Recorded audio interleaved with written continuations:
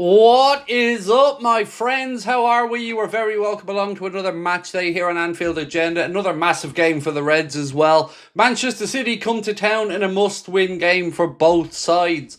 Anything but a victory for the Reds lands us in serious, well, trouble in our race for a top 4 or 5 finish. A defeat today would see us in 7th, but a victory, well, that would leave us as we were before the weekend started and not too far off the places where we want to be.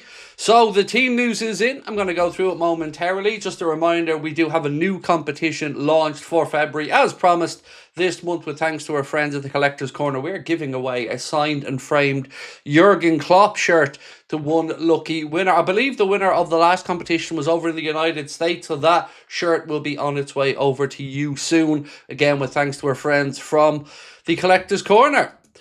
Right. Team news is in, ladies and gents. Shall we get stuck into it and go through it?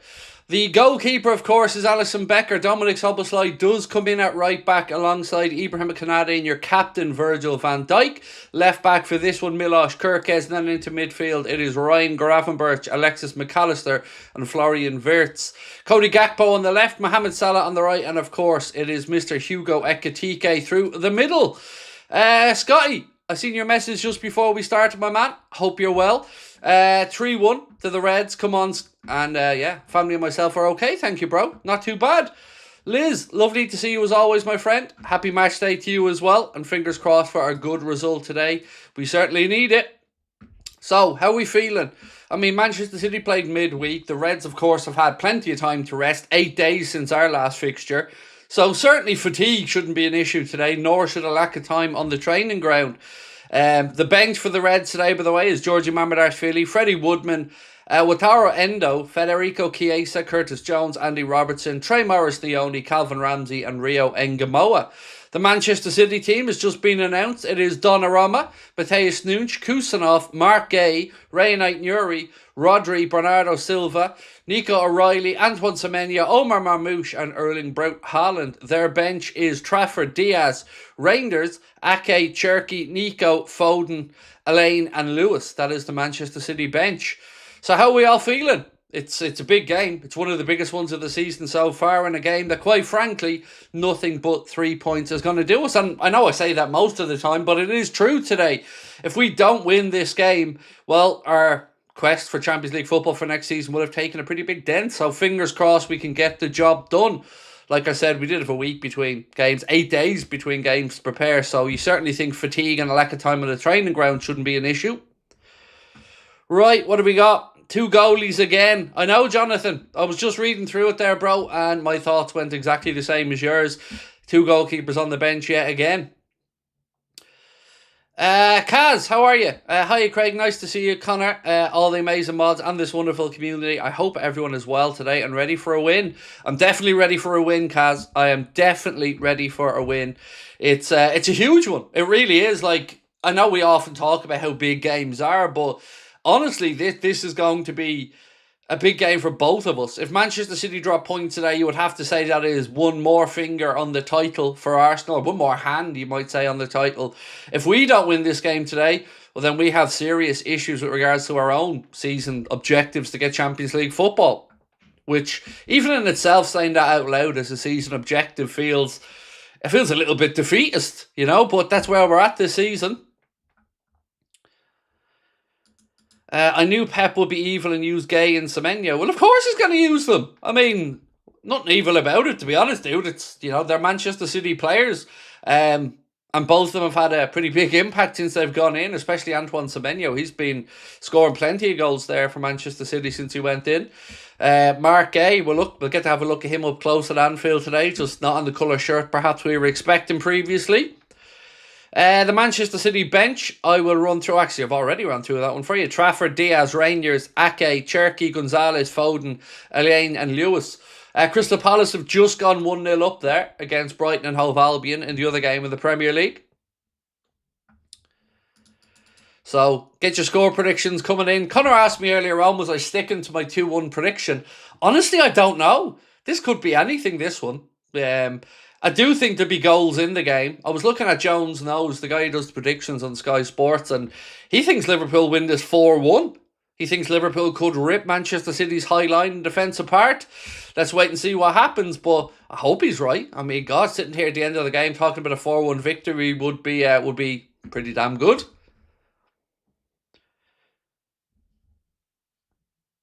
PDH Eward said, hi everybody, I feel surprisingly upbeat for some reason. My local team, Bury, won 9-0 yesterday and my grandson was really happy. Hoping for a win for us today, prediction 2-1. Well, look, I'll take that, and glad your grandson was happy. Good to see a good 9-0 win there for Bury. That's one hell of a result, to be fair. The knowing Geode Foden? Yeah, the knowing Geo Foden's going 2-2, going Desmond. Welcome back, Uncle Craig. Oh, great to see you in good spirits. Connor has done a tremendous job in your absence. Yes, he has. He certainly has. And thank you to Connor for making sure the channel kept ticking over while I had a little break, and appreciate it, as you can see. Very different content creators. Connor's all about a little bit of flair to it. I just don't have it in me, to be honest with you folks. Maybe I'm just too lazy, I don't know. But it was certainly interesting watching Connor's videos, and I really, really do appreciate him stepping in and letting me have those few days away, which I absolutely needed. You only realise how much you need the break when you're in it, don't you? Now I feel a little bit back to myself, to be honest with you. The legend, how are you, mate? Said, come on, you Reds. I know we can do it. Beat the cheats. Now, the cheats. There we go. The 115 charges still there. I was reading a very interesting piece yesterday talking about the impact on the Premier League if they are to be found guilty, and a potential £2.5 billion headache. But let's wait and see how this one all pans out. I mean, I feel like we've been talking about this for a very, very long time, approaching 6 years, I think. So I think we're all a little bit burnt out by it, the whole Manchester City debacle.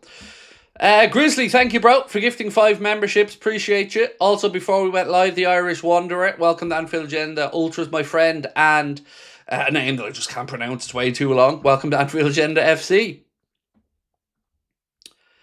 If James Milner comes on, he will tie the record. Yes, I've got an eye on the game here, Mark, and you're right. If Jimmy Milner does come on, he does tie the appearance record for the Premier League. All-time appearance record, I think, is Gareth Barry who has that at the minute. The real Johnny Sins hates said, genuinely really confident we win comfortably today. The City team are shite and spineless. This is what ragged me when we rolled over at the Etihad. Well, I hope you're right, mate. I could certainly do with seeing a Liverpool win today. That would make me pretty happy. As I keep saying, though, it is a really, really, really, really, really big game today. Like, and I know we haven't kicked the ball yet. If we win, we're as we were and we're in the hunt. If we lose, we go behind Brentford. Let that sit for a minute. That's the jeopardy we're talking about here. If we lose this game, we're 7th. A draw, well, keeps us within striking distance, but still in 6th position, which isn't where we really want to be, is it? Don't you dare disrespect potholes. They're not potholes, though, mate. They're like local swimming baths, those potholes that Crosby was on about. They're shocking. I mean, he sent me some of the pictures of them yesterday, and my God, I wouldn't drive a car on those roads. Hey, Craig, hope you and the family are doing well, said Nessie. Thank you, Nessie. We're good, thank you. Can't complain. Might be very optimistic, but 4-3 to us. If we're going back-to-back like might be optimistic, 4-3 to us. If we're going back to Klopp like slop ball, I don't know what to expect. I don't know what to expect performance-wise today, but Anfield's going to be up for it, right? It's a huge game. So you would, again, imagine the players are well prepared for this one. We've had 8 days since our last game. City had to play midweek in the Carabao Cup semi-final second leg. And they did their job against Newcastle. So certainly no excuses for us today. Plenty of rest, plenty of time to work on the training ground at the AXA with the lads. So yeah, fingers crossed we're good to go.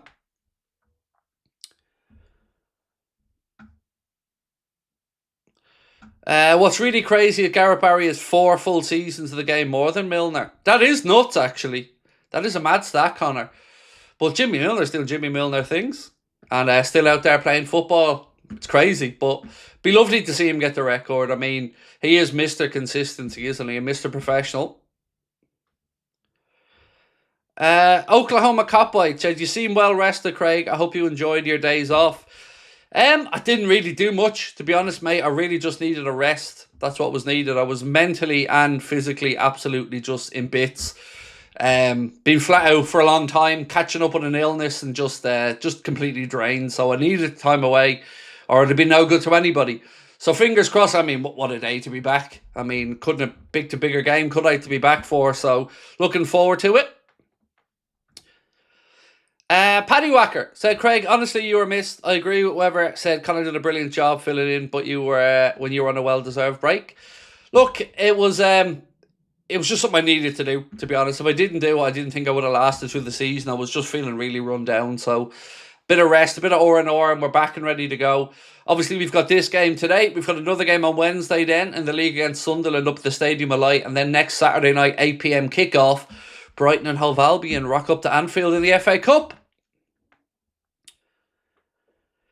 Liverbird Army said, I'm hoping we win so we can rub it into Mark Gay. He picked the wrong team. Look, I don't really buy into the Mark Gay picked the wrong team thing. He picked the only option he had available to him. That's the way I look at it. In these type of situations, like I don't really have any ill feeling whatsoever towards Semenyo or Mark Gay. You know, we made a conscious decision not to make the move, and you know, the players just had the options they had open to them. So no real bad blood for me towards either one of them. Just the bad blood for me stems towards the 115 to 130 charges that Manchester City have over their heads.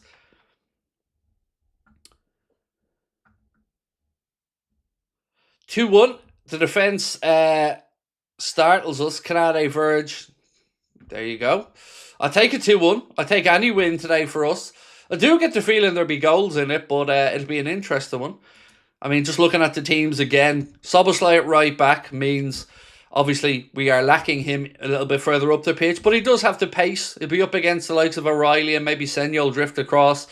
Then obviously for Manchester City, you've got that strike force of Erling Haaland with Omar Mamouche tucked in behind today. Rodri back in midfield as well. For them, it's the defence that you would look at and think we may get some joy, particularly down the Kusanov and Mateus Nunes side, but let's wait and see. And again, Gianluigi Donnarumma, I believe, does have a mistake in him.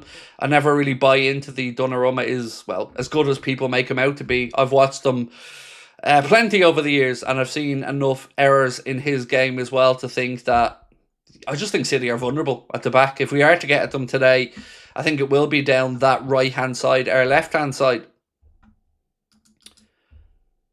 Liz said, I'm glad you took care of my friend Craig. Thank you, Liz. I don't really know what to expect today, Liz. In all honesty, it's probably the most unsure I am. I think it depends on what version of both teams show up. If the best version of both teams show up, we could be in for one hell of an entertaining game. But it's also possible that one of the teams don't show up and that there is a one-sided mauling. And I just hope we're not on the end of that. So if there is to be a mauling, let it be for us and against Manchester City. But let's wait and see how we get on. I cannot stress this enough, though. We can't afford to lose this game.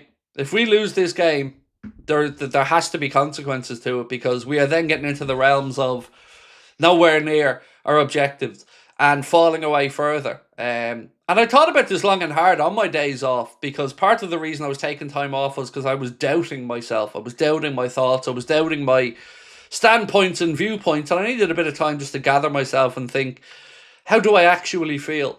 And you know what? Exactly as I said I did. That's how I feel. I still don't believe in Arne Slot and the project, but I do think we are capable of performances in individual games. So that's what I'm hoping for today. I still don't really, for 1 second, believe in Arne Slot's management, and some of the stuff I've seen from the club over the last week. Well, I'll save it for another time, but we will get stuck into it another time. Stevie Boy, oh, don't know what that was. Stevie Boy. Who wins the Super Bowl? Well, everybody seems to suggest that it's going to be the Seahawks. But I don't know, man. I don't know. Will it be a repeat of the last one where the Seahawks, I think, threw an interception, didn't they, the last time these two guys played in the Super Bowl? Right into death on the 1 yard line when they had a beast mode standing by. So, yeah, you'll probably say the Seahawks, but I'll be tuning in to watch, I can tell you that much. As long as Wirtz and Hugo are in, I don't care, said Kick Clips. There you go. Look, Ekitike is in absolutely amazing form, and what a start he's had to his Liverpool career. Lovely interview with him actually during the week. I spoke about some of the other interviews, which, well, I'll talk about another time, but certainly nice to hear from Hugo Ekitike about how well he's settling in at Liverpool.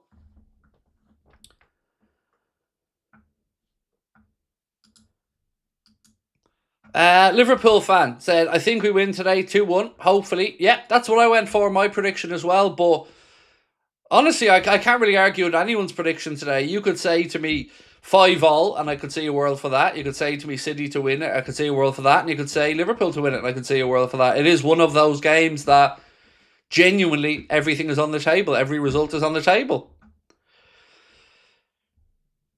Philip said, just parked up, ready to walk to the ground. Agree with Craig. No idea how this goes today. Probably a high-scoring draw. Bransfield, how are you? Any updates on the potholes? I don't know, that's Connor territory. You'll have to ask him. They are some shocking potholes, though, down where he lives. I've been down there a few times, and it's seemingly gotten worse. I mean, the photos he sent me of these potholes, I mean, yeah, shocking. And to say that there's a primary school or a school locally around the corner from those potholes, my God, you'd be wanting a tractor just to bring the kids to school. Go Seahawks, said Toira. How are we?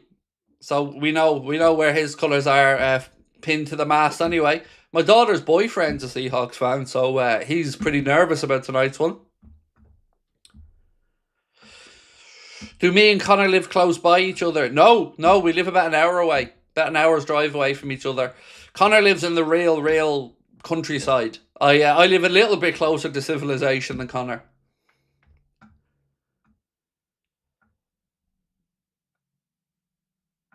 Craig, was that round table out of desperation? It was. Look, I told you I'm back to being myself, so I'm going to say it like it was the biggest circle jerk backslapping exercise of bullshit I've ever seen. It was pure nonsense from. Yeah, it was just pathetic. What's the fucking point of it? Like a round table with what? Layup softball questions. I mean, we can all sit around there having a circle jerk, and I could get Connor to ask me a load of questions that make me out to be absolutely wonderful, and we all just sit around slapping each other on the back. But what was the point of it? I know what we'll do. We'll do a round table interview by our own club media, and then everybody be grand. I mean, if you don't see through that as bullshit, I don't know what to say. It was exactly what I would expect, though. I just wonder, was the calculator kid somewhere in the corner sitting there just taking notes, as Hughes and Slot sat there? I don't know. Maybe he was off playing with his calculator. I don't know. But yeah, I can't help but chuckle about it, though. We've done so many videos where we're talking about them hiding in the shadows and, where is Richard Hughes? Where is the calculator kid? And then Hughes appears in a little round table pat on the back session. Yeah, just not for me. If you want to actually do a round table, then sit there with some people who are going to ask you some difficult questions and not just lob up softball questions just to show your face. Project Lunar TV, thank you, bro. Appreciate you. Yeah, that's one of the big reasons I took time off was I found myself second guessing my own thoughts and thinking, like, am I going mad? Is what I'm seeing with my own eyes not what I'm actually seeing? These lads actually had me doubting myself for a minute and thinking, hang on, are we actually doing well? And then I remembered, no, we're not. We're fucking sixth. And then I just woke up pretty quickly and said, yes, Craig, it's not good enough. You're damn right it's not good enough. And that round table, well, yeah, that just added to my anger, to be honest with you, with how the season's going. Come on, Liverpool. Appreciate you. Gunnar, obviously wanting the Reds to win today, so takes you a step closer to the league title. If I was in your shoes, I'd be wanting the very same thing. Bradley Warren said, great to see you, Craig. Round table looked like a public contract extension interview to me. It looked like a circle jerk to me, mate. Yeah, just silliness. But again, like I said, this is how stupid they think we are. I think Liverpool are a great team with a great manager and amazing fans. This team can easily defeat City. I have faith in them. Havertz goat, there you go, mate. Well, look, we can. It is a result that you could argue easily in any direction.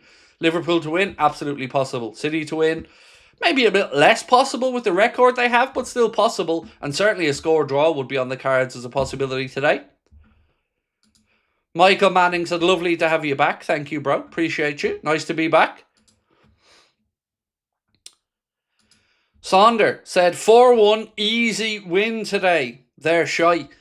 Yeah, see, this is why I'm not coming in full of confidence today, mate. Because if I come in all braggadocious saying we're going to win it, we'll probably end up losing. That'll be my fault, according to some. So I'm just going to sit back and watch this one unfold today. But I can see where you're coming from. I really can. I don't think it's out of the realms of possibility that we win this game by a couple today.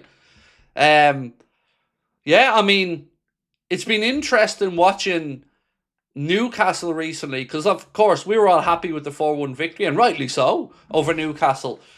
But their recent results really do show that they're in a mess as well. I mean, Brentford went up to St James's Park and won by 3-2 yesterday. They were obviously knocked out of the League Cup semi-final convincingly by Manchester City. So I really don't know. I don't know where we really are. Because beat Karabag, you would expect us to do that. We beat Newcastle, and a 4-1 win is good, but like I said, they've backed that up with 2 more losses back-to-back, home against Brentford being one of them. So it's hard to kind of really use that as a measuring stick of where Liverpool are at the minute. David Massett, how are you, bro? Evening, Craig, bro, and community. 3-1 Liverpool. See, I didn't miss it today, David. I did. Maybe the trick here, David, is that we only do membership chats, because I don't seem to miss those ones. But whenever you send in a super chat, I seem to miss them. So maybe green is the colour here that we need, David. Always lovely to see you, my man, and I hope you're keeping well. Tim said, if Salah's not brilliant, got a sub on Chiesa, for God's sake, this game. Well, on the bench for the Reds today, mate, we do have some options. Fede is there, as you mentioned. Curtis Jones there. Other options, Rio Engamoa. Obviously, also on the bench, young Trey Morris-Leone, Calvin Ramsey, Andy Robertson, a couple of goalkeepers, Endo. It's not like we're full of attacking talent on there. No Joe Gomez in the squad today either. Obviously, he didn't make it back in time, so hence the reason we were going to see Mr. Dominic Szoboszlai filling in at right back again. Hate United doing well, but really hope that United fan gets his haircut. Yeah, I mean, it would be mental torture if he doesn't get the next win, wouldn't it? I mean, I think they are on 4 wins now in a row, if I'm not mistaken. So yeah, the United Strand, isn't that the gentleman's name? I hope he gets his haircut as well, but I don't want United to win. But I do think he's been a great sport about it all the way through, and yeah, if you can tell me that they lose the next 4 after that, I'll sign off on it with you. But yeah, it'd be interesting to see anyway. Oh, Connor got gifted a membership. Did you, Connor? Oh, wow. Big fan. Somebody ban him immediately. He's a troll, that Crosby fella. Absolute troll. Coming on here talking about potholes and what have you. Come on now. Come on now. What you all missed is that Connor has a suspension business. He sells suspensions for cars. So you thought that was just a funny pothole video, but waiting to see the ads coming in next for Crosby Auto Care. Huh? They would know who's joking then with this. Ladies and gentlemen, we're proudly brought to you today with thanks to Crosby Auto Care, where you can have your suspension fixed after a pothole fucked up your vehicle. Where there is blame, there's a claim, ladies and gentlemen. At Crosby Auto Care, we take care of it all for you. Right from start to finish, all the way through the claims process to fixing your vehicle. See, you thought it was just a bit of fun, didn't you? Connor, here's it all going up here. Crosby Auto Care, coming to a place near you soon. Connor Pothole Crosby is my darts name now. Good, get the shirt. No good talking about it, Crosby. Get out there and get the damn shirt made up. Erling Haaland never scored at Anfield in the Premier League, said Sonder. Well, if he scores today, mate, we're coming looking for you to blame. We're coming looking for you, bro.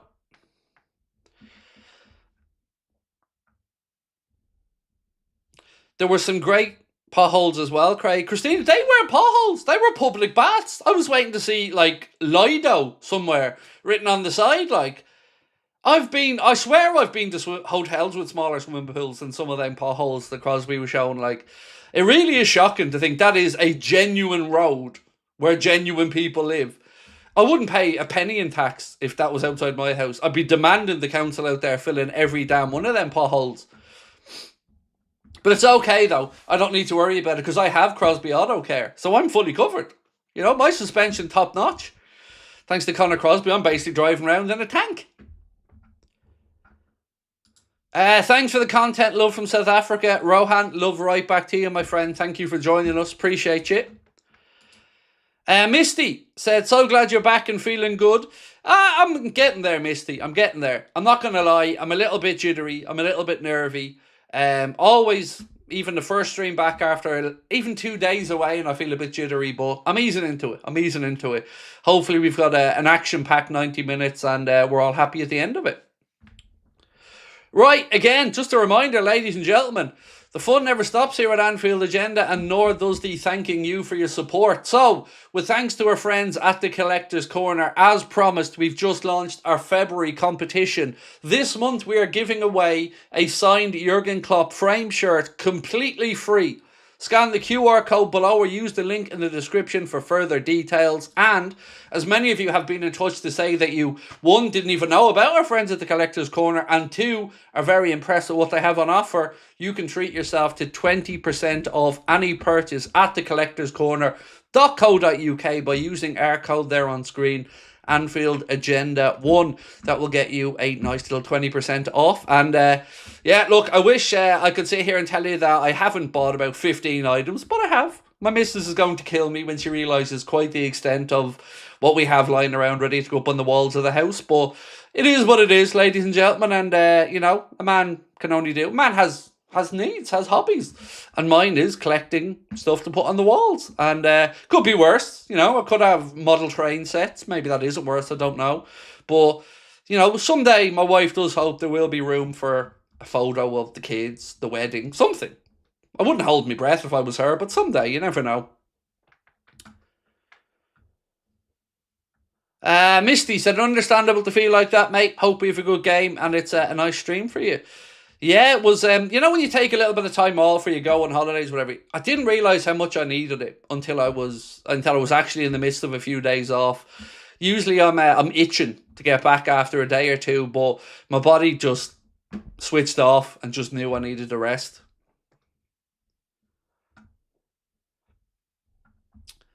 Is that road O'Connor's council property? If not, they won't repair it. It is. No, that's public road. That's what I'm so shocked about, mate.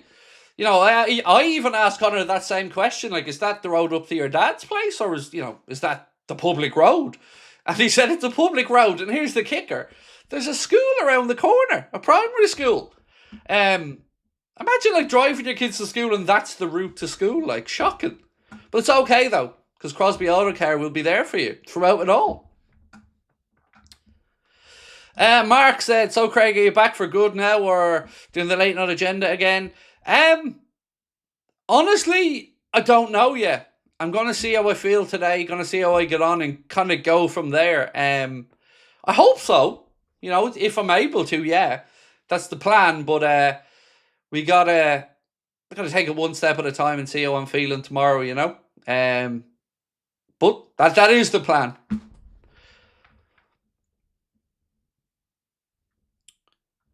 Do Collector's Corner do Jota 20 jerseys? Yes, they absolutely do. I've bought one from there, no joking. I really have. Connor's bought one from there, and they do have a couple more, I believe, up. Now, don't get confused, because I nearly bought... Now, there's another Jota, obviously. Don't get confused with the Forest Jota, because that's up there as well. But yes, they do sell Diogo Jota shirts. I'm not sure how many they have left, to be honest with you. But I know there's still one or two left up on the site from last time I checked. There's also a Fabinho shirt that they've recently brought in. The Kloppo one is there. And there's a couple of other new ones that they've added for Liverpool as well. I got myself... we got the office, a Rio Engamoa shirt, which is going to be going up on the wall soon, which I'm excited about. Misty said, honestly, you just sound refreshed and lively again, and it makes me so happy. You seemed so down on the last stream. I was just physically exhausted, Misty. I did nerve damage to my shoulder in October, and I kind of been sick since then. Like, I've just been worn out, in pain, and just hadn't recovered.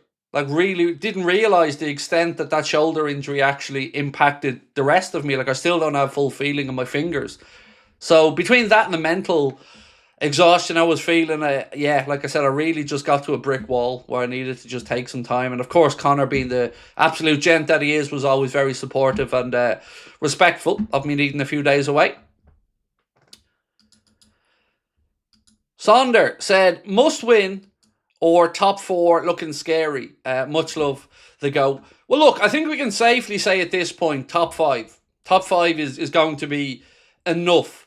At least I bloody hope so. The coefficient in Europe is looking like top five will be enough. So I'm hoping that we do get the result today. Because if we don't, it's going to be a pretty lively match reaction. I can tell you that much. There's no version of this that doesn't see us win. If we lose this game today, we're in problem territory, and it's no more sticking your fingers in your ear problem territory. It's, let's be upfront and honest. If we win today, we're as we were and we're still in the race, but again, in sixth.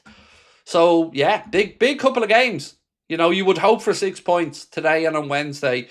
6 points, if we can pull it out of the bag, would really put us right where we want to be. But anything other than a win today and a win on Wednesday, and that league table looks a little bit more daunting.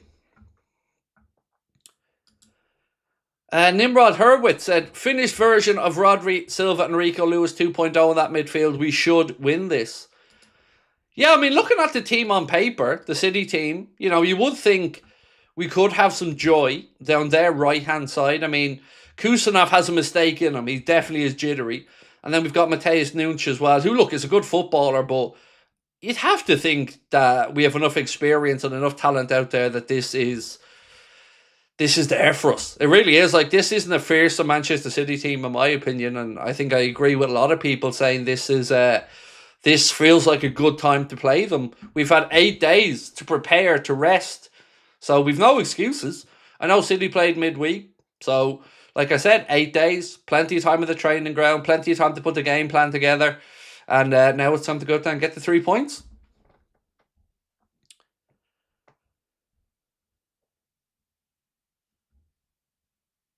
Surely Gakpo can rip Nunes apart. Hopefully. Yeah, I mean, look, in my team, I did stick in Curtis Jones in midfield and Wirtz on the left, but deep down, I probably knew he was going to go with Cody Gakpo on the left. There's so much I want to talk about when we have more time, but if you'll humour me for a minute, I want to get stuck into the Curtis Jones situation, so bear with me, I just need to clear my throat.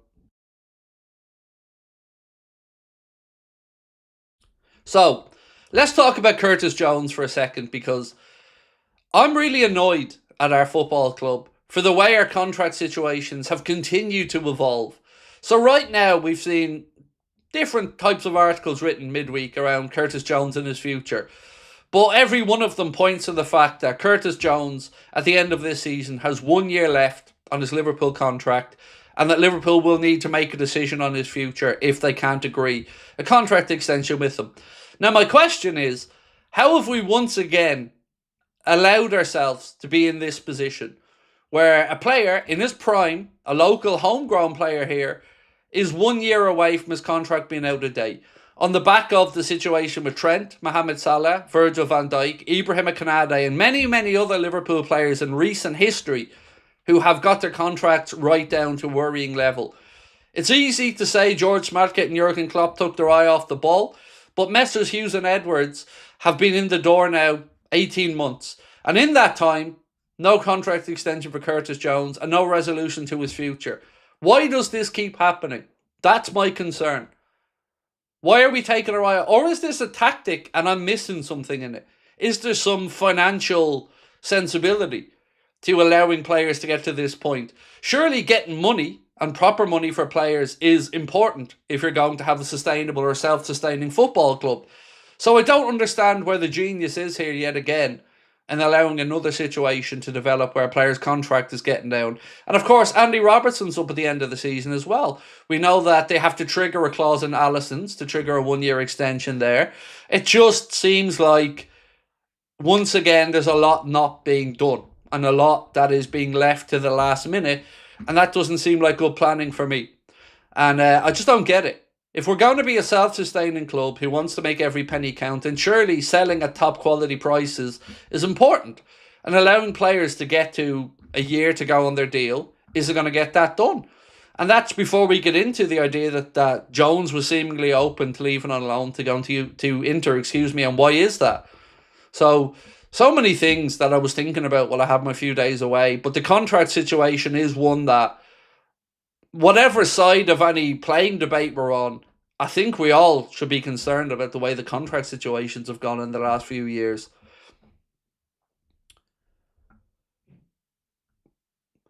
Paddy Wacker said, Connor posted a video the other day and I was shocked to see everyone's contract is almost up now.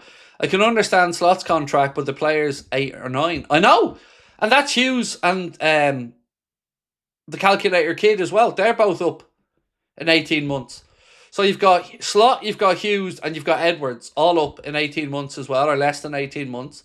You've got Robbo's up at the end of the season, Allison up next season, Costas up next season, Jones up next season, Virgil up next season, Salah up next season. There's just a lot going on there, and seemingly not a lot proactively to sort it out.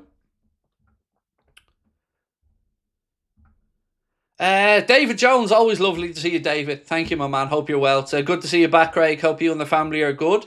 Yeah, really good. Thank you, mate. Cannot complain. Yeah, everyone's taking along nicely. Looking forward to a bit of the Super Bowl later as well. Right, so Connor's just sent me through a bit of a spreadsheet. And on this, it tells us the contract situations. And thank you very much to Connor. So here we are, right? 2026. Andy Robertson and Canade's contracts are up the end of this season. We know about that. We've talked about that extensively. Next season, Alisson's expires and Liverpool have a 1-year option on that. Then we've got Virgil van Dijk, Mohamed Salah, Curtis Jones, Joe Gomez, Kostas Tsimikas, Wataru Endo, and Stefan Bajcetic that expire next season. Then after that, we've got Szoboszlai, McAllister, Grafenberg, Chiesa, and Gamoa. Now, we know that the club are at least looking to extend or have conversations with the likes of Szoboszlai, McAllister, and Grafenberg.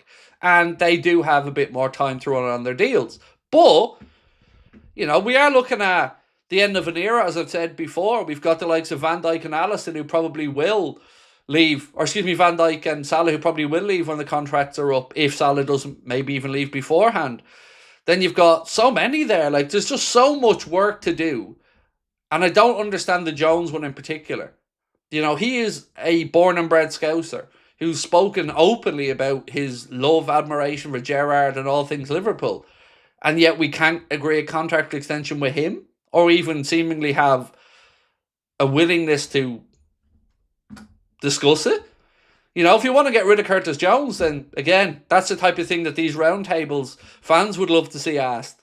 Rather than, sure, aren't we all great? Let's talk about how great Arne is. Arne, I love you. Aw, geez, thanks, Richard. I love you too. Where's the Calculator Kid? He's over there in the corner. He doesn't like to be on camera very much. Aren't you, Arne? I forgot to tell you, by the way, mate. You're great. You're great. I won a league title last year. Did you? Well done, Arne. Fair play to you. If you back him so much and they believe in him so much, and Arne is so good, where's his contract offer? I don't believe this bullshit for 1 second. That they really do think everything's tickety-boo. This is a very, very much a case of, I'm going to keep repeating myself and hope everybody believes it. That's what I think the club are doing. We're going to keep telling you everything's great, and you're going to sit there and take it, and you're going to buy it, and you're going to believe it, because we're the smart guys. I don't buy it. I'm not buying it, and the league table doesn't fucking lie. So for me, that's where I'm at. And the time away has only emphasised to me how unacceptable it's been and how the standards have dropped to an alarming level at a football club that has just won the league. Somehow the narrative trying to be pushed right now is that Liverpool's in a great position and that everything's as expected and that we're happy with everything that's going on and the people inside the stadium all are all lovey-dovey and loved up with Arne. Stop. That's not the case. People are pissed off. The standards for this season have been through the floor. And the acceptance of what was supposed to be a crowning season is pathetic from the club. And the trying to convince us that bad is good, up is down, and left is right. They had me doubting myself. Genuinely, they had me doubting what I was seeing and how I was feeling. But a stepping away from it has only emphasised to me exactly, because I spent the time going back and watching some of our summer streams, some of our videos, some of the conversations that we were having as a fan base. And none of them were talking about accepting being sixth. None of them were talking about accepting the amount of losses that we've had. So I'm pretty confident in where I sit right now and what I'm saying. And having that little bit of time away just really rammed it home to me that, yes, it hasn't been good enough. And it needs to really, really, really, really start turning around now. No, said, scary to think that we could be looking at 7 to 10 player changes this coming summer, looking at all the due contracts. Yeah, it is. Now look, you could go through that list and you could say maybe some of those probably don't have a long-term future, and that's okay. But you can also look at the list and say there is a few there, particularly Curtis Jones, that you would say, even if you want to sell him, surely you got to do that from the perspective of strength and not from a position of a player running down his deal again and kind of taking what you can get. KF2942 said, why are the club always so late through new contracts? We don't have a deep squad as it stands.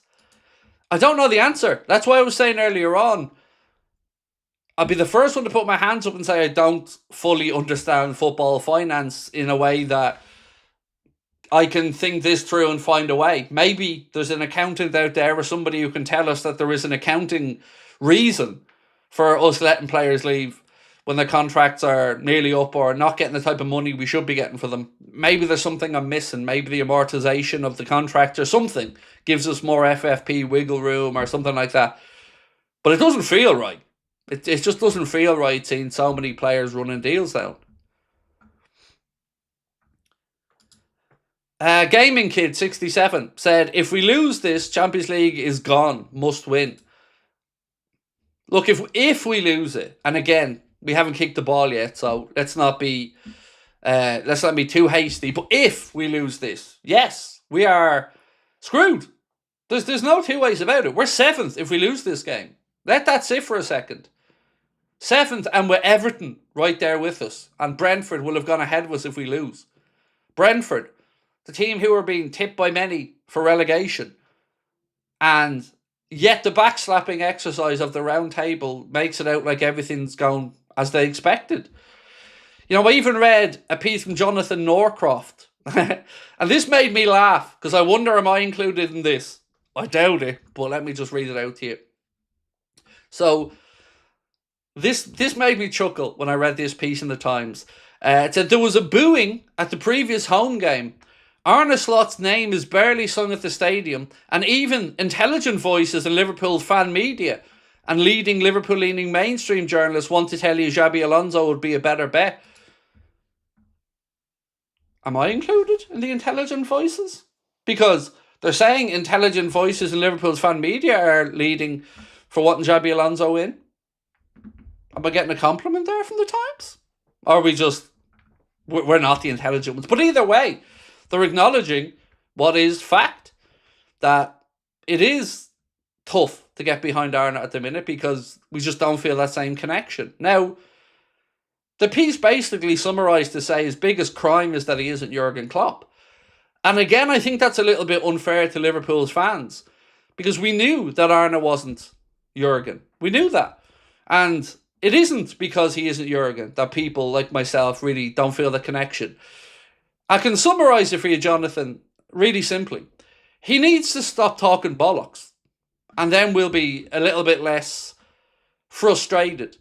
Because some of the stuff he's come out with has got nothing to do with the fact that he isn't Jurgen Klopp. It's to do with the fact that he's talking absolute shite and alienating fans in the process.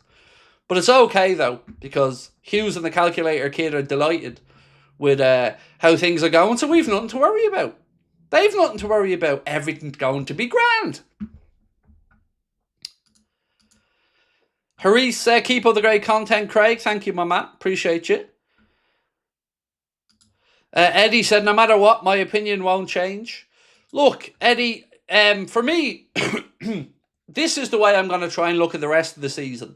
I'm going to try and pretend that Arne doesn't exist, And I'm going to just watch each game in its entirety and enjoy what I can from the season. Because I can't hide it. I'm not going to lie about it. I don't like the man. I can't take to the man. And I don't think I'll be able to be turned back around to being supportive of him. But that doesn't mean I can't be supportive of the group, of the team, and want the best. And that's what I'm going to try and do. So I'm going to try and limit how much I talk about Arne, because I don't really have a lot of positive stuff to say about Arne. So I'm going to just kind of keep it stum and talk about things as and when they happen. Because, like you, Eddie, I don't feel I'm for turning there either. Because I know the reason I can't warm to him as much isn't because he isn't Jurgen. It's because of what he's saying and doing.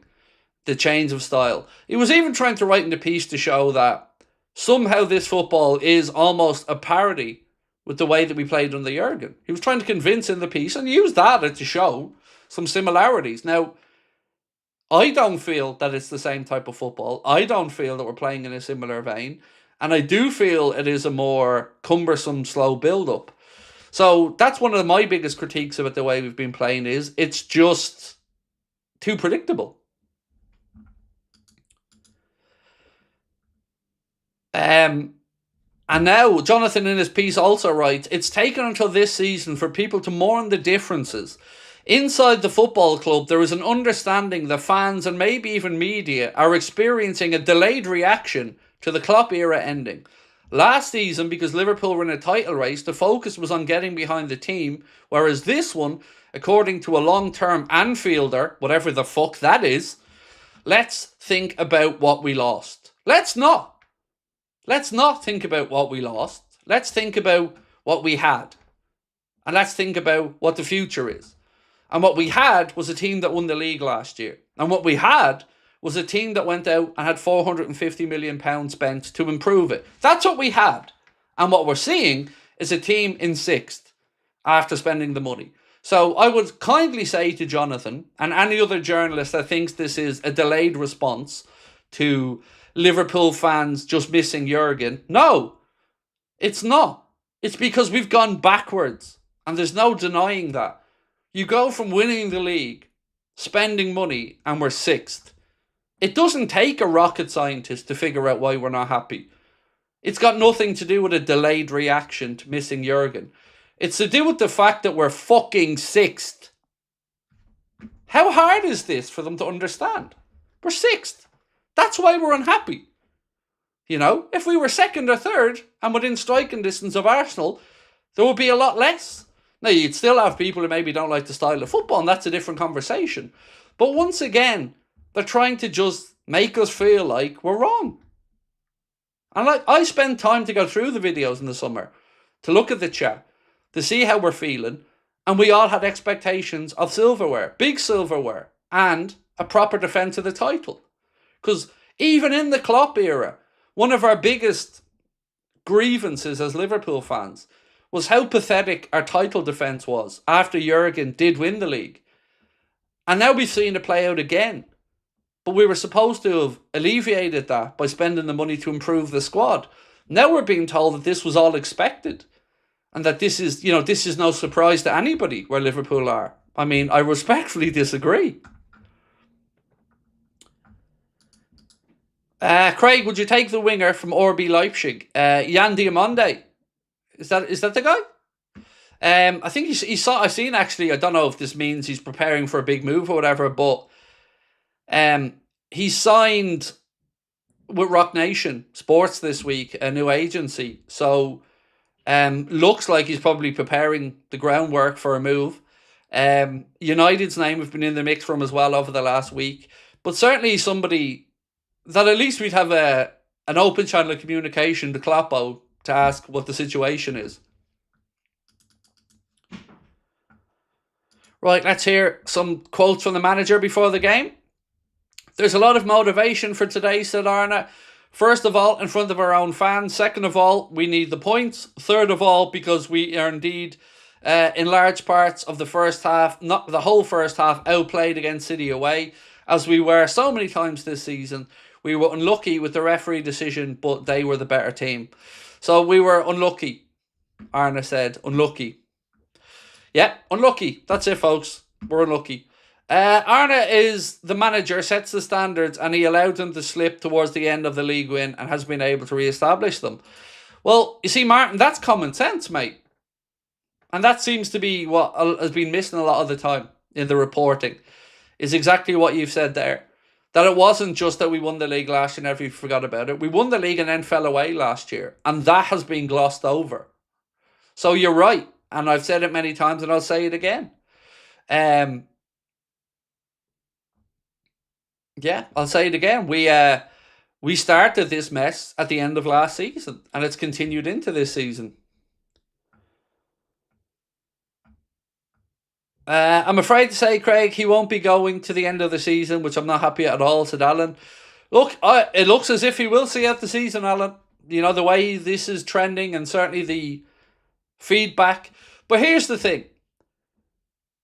We all know Champions League football is going to be a minimum standard. It's been talked about openly. Carragher has been talking about it. Everybody's been talking about it. That is apparently the measuring stick for this season for Arne.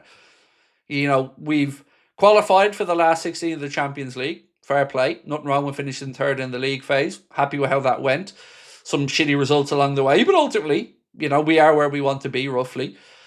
We've got a game coming up next weekend in the FA Cup at home. So, you know, fingers crossed we can book our place in the 5th round there. But the league, you got to have the Champions League footy next season. No Champions League footy means, you know, a big hole in the finances. And there are two ways for Liverpool to get it. Finish in the top 5 or win the Champions League. Now, a loss today would, in my opinion, put a huge dent in Arne's chances of getting the team into the top 5 because we'd be 7th and falling away further. With a tricky midweek game as well coming up this Sunday. But a win and another win on Wednesday, and honestly, things look a lot brighter. And certainly you feel a bit of momentum's there with the group. But that's what's going to need to happen. Now, today should be a good measuring stick because he's had 8 days. Plenty of time to give everyone a time to recover. Plenty of time to work on a game plan. Plenty of time to go through set pieces and everything else you need to do with the accent and the training ground. So today should be a good measuring stick of where we're at. So if we put in a good performance today, fingers crossed, we carry that on midweek and we keep going. But a poor result today puts more pressure again on Wednesday and again, you know, but let's wait and see.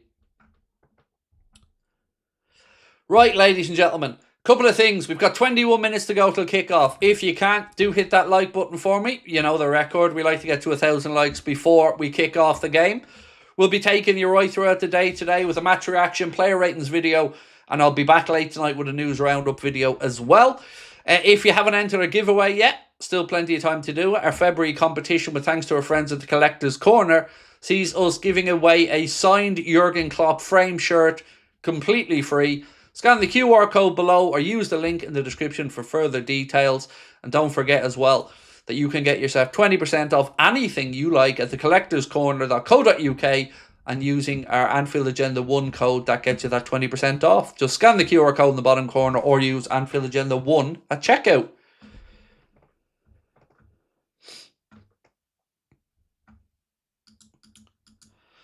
Ninja Swordification said, I don't get it. Everyone was so excited for the start of the season with all the new signings and the whole window was deemed a success. So quick to change tune. Disappointing. What do you not get? See, I'm confused by what you're trying to say. Are you saying you don't get why us fans or maybe me, I'm a bit upset? Or do you not understand how we're in the position that we're in because of such a good summer that we all said was a success? Because you're not wrong. One thing you've never heard me say is that I wasn't happy with the summer business. I absolutely was. But the reason we're not as excited and perhaps we've changed our tune is because of the results. You know, you can't be happy with where we are in the league. I don't think that's unfair. So I don't think it was so quick to change the tune. It was that the performances haven't matched the expectation. So, you know, you can't blame fans for us being in 6th position. It's not us. You know, we're entitled to have our say, happy or sad, up or down. So any disappointment clearly stems from the results on the pitch and nothing else.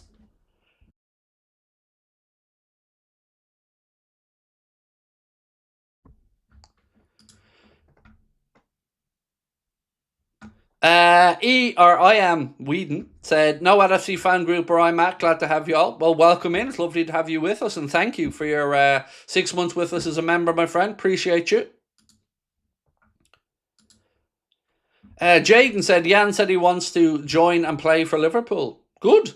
In the summer, we will need to bring in another one-on-one type forward, which is the phrase I've seen described actually in the media this week, is that's what Liverpool are looking for, a one-on-one type attacker, which is right, to be fair. It is what we're short of. Has anybody else kind of been, I don't know what the word to use here is, but certainly interested in the good start Semenyo's had at Man City? Because certainly one of the concerns I would have had around the idea of us signing Antoine Semenyo would have been, is he ready for that step up? Will he look like he belongs at the top echelons of football? And you have to say, in fairness to him, he started off life at Manchester City very, very well. I think he's had something like 4 or 5 goals or something so far. And certainly looking like he does very much belong there. And that £65 million price tag so far looks like a bargain. Also from Arna, we've made a lot of steps forward, mainly off the ball, mainly with players better able to play this schedule we're playing. So many times this season, it's the same ones having to play, but the biggest improvement I see in players are more ready for the combination of the Premier League and the Champions League intensity we need. It's almost as if it was a surprise to the club that we were going to be playing in the Premier League and the Champions League again this season. Some of these things that I'm hearing from the manager just goes in one ear and out the other, because it's just a way to justify his own existence and to justify where we're at. Well, this was all totally expected, and now people are getting used to playing football twice a week, because apparently they were surprised to learn they were going to be playing twice a week. And, you know, even though most of the players in the starting 11 are still the players that have been here before, he thinks that this is a valid excuse. So there we are. Arna said, we have both shown we are good in ball possession and we can create chances. Both teams want the ball as much as possible, and both have shown from a high press that they are a real threat as well. A good and proper counter-attack can be dangerous at both ends as well. There we go. Didn't say the words low block there, so that's a good start to the day.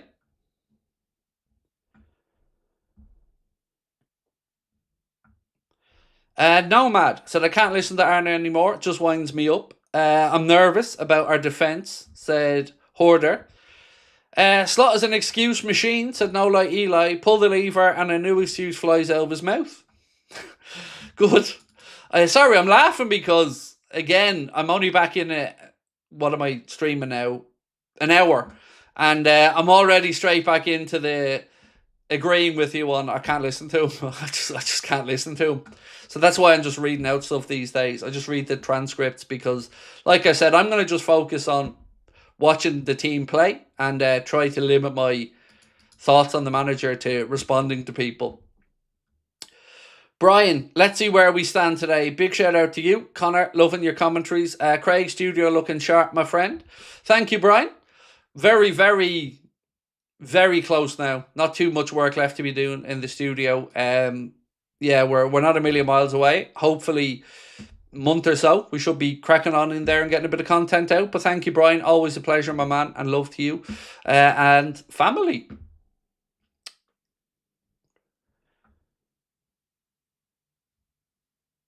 Gay and Semenyo playing against Liverpool, said Suleiman. Yep. That's where we're at, bro. That's where we're at. But look, if you look at the two 11s, you know, our 11 looks pretty decent. You know, let me run you through the teams again. We'll start off with the away side. Donnarumma in goal, then a back four of Nunes, Kusanov, Gay and Aït-Nouri. Midfield, Rodri in the holding position. Then it's Nico O'Reilly, Bernardo Silva, Omar Marmoush and Antoine Semenyo, with Erling Braut Haaland up top. For the Reds, Alisson Becker in goal, Dominic Szoboszlai at right back, Milos Kerkez at left back. Your centre back pairing today is your captain Virgil van Dijk and Ibrahima Konate. Midfield of Gravenberch, McAllister and Wirtz, with Gakpo, Ekitike and Salah in attack. The bench for both sides, the away side, they've got Trafford, Diaz, Reiners, Ake, Cherky, Nico, Foden, Elena and Lewis as their options. For Liverpool, Endo, Chiesa, Jones, Mamadashvili, Robbo, Freddie Woodman, Trey Morris-Leone, Calvin Ramsey and Rio Engamoa. Let's hope we're all singing the Hugo Ekitike song inside the next couple of hours.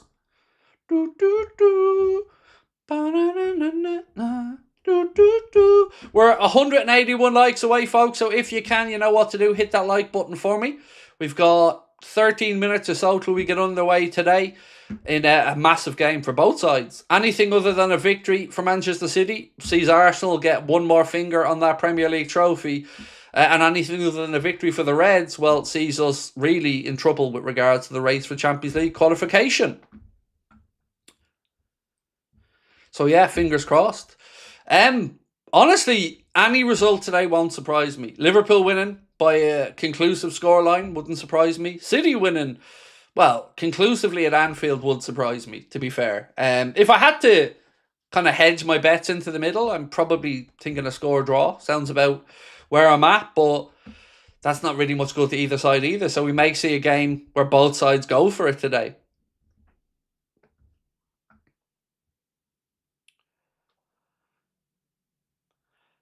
Paddy Whacker said, Craig, honestly, I myself don't even want Slot, don't even care what Slot has to say. You'd almost fall asleep listening to him. His motivational talks must be doing the same to the team. Has anybody scored straight from kickoff? Ever? Yes. For us, not that I can think of. It's happened plenty of times in football over the years. Actually happened in a game I played in once. It was actually in a game we were getting well beaten in. And we kicked off from conceding and our centre-back just lobbed it straight over the keeper's head. We still lost the game convincingly, but that wasn't straight from the start of the match, but it was from a kickoff.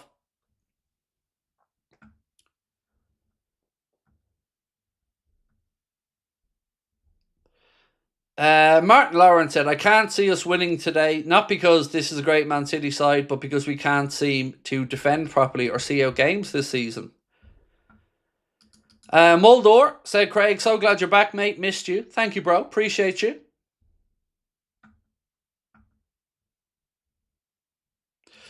Klopp was an excuse merchant, said Abdullah. Weather, early kickoffs, etc. Look, every manager is, to some extent. You know? Look, as human beings, ultimately, you know, it's natural to kind of defend your own position and I guess maybe, you know, try to soften the blow for those around you. So if you're a manager and it hasn't gone well, you know, of course you're going to come out there and defend your team, yourself, your boys, and try to find anything. Sometimes managers will come out and say things about the weather or stuff like that to deflect, to have people talking about that rather than, you know, the column inches being about their players not performing or something like that. Sometimes it's an intentional tactic which can be good at times, you know, if you really do want to deflect away from something. But ultimately, all managers, when it isn't going their way, and all human beings will probably find ways to try to justify it.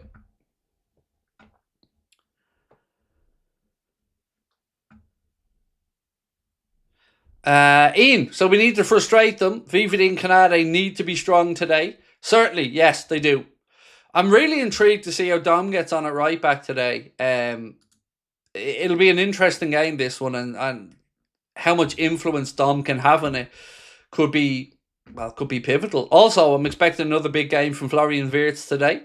You know, he's really grown into Liverpool this season. It's been brilliant to see.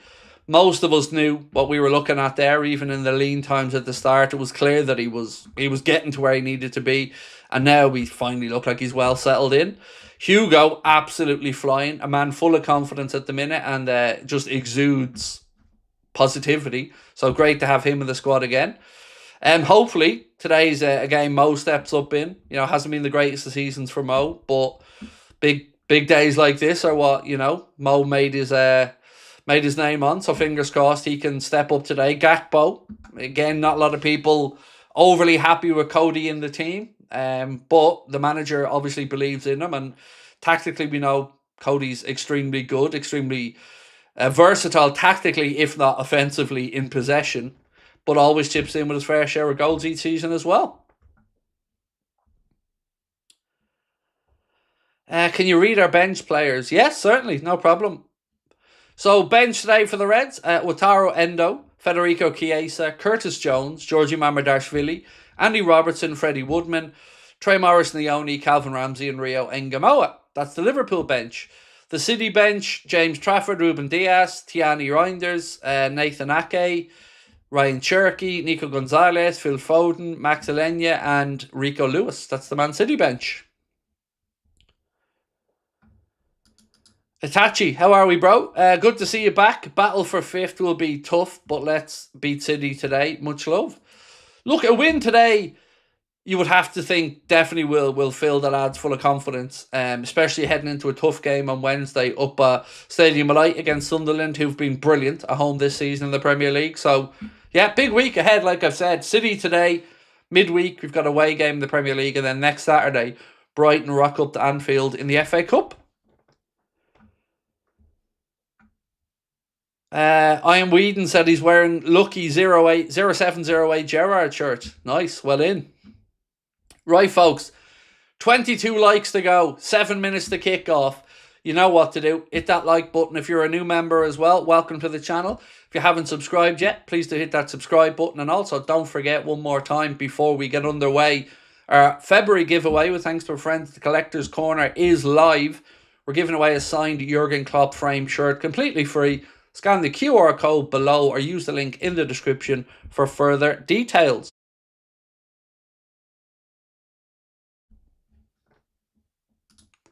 Right. Nearly there, folks. Nearly there. The teams are in the tunnel at Anfield. Anfield, I'm sure, will be loud as always on these big match days. And fingers crossed for a positive result for Arnott and the boys.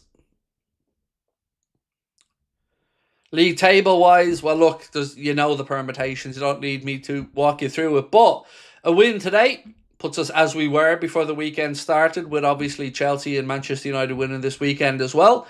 Anything but a win today, and that battle for that Champions League qualification starts to look a little bit more daunting. For Manchester City, it's pretty straightforward as well. A win today keeps them in the title race just about, although you'd still have Arsenal as big favourites. But more drop points today, and you'd have to say that's probably the end of their title charge.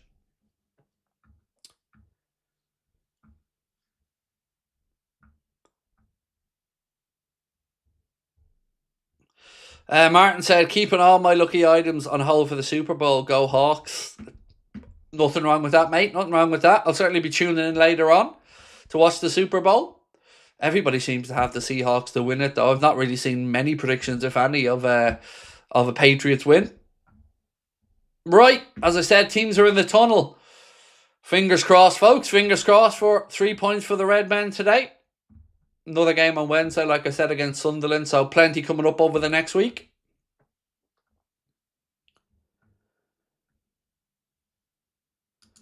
Jaden said, ordered my first personalised red kit arriving today. Nice. Well in, Jaden. Enjoy. Enjoy. Always nice to have something to look forward to.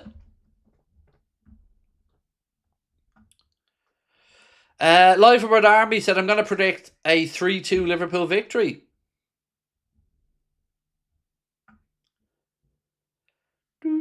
Brian's gifted 50 memberships. I just noticed that there at the corner of my eye as well. Thank you so much, Brian. Very, very kind of you, sir. And anyone that received one of them, congrats to you. Use it wisely. Right. Teams are in the tunnel. Little embrace between Donnarumma and Ekitike. Obviously would have played together at Paris Saint-Germain. Right, boys. Here we go. Come on. Szoboszlai. A few little embraces for him as well. Obviously Salah Marmoush, the Egyptian connection. Right, they're walking out onto the hallowed turf of Anfield, ladies and gentlemen. It is one of the biggest games of the season. The Reds taking on Manchester City in a Super Sunday 4:30 kickoff. And you are here with us at Anfield Agenda, and we appreciate your support. As always, keep your comments coming out throughout the game. We'll be taking you right through it, trying to keep you up to date with exactly what's happening out there on the pitch. And as always, thank you to you all for your support.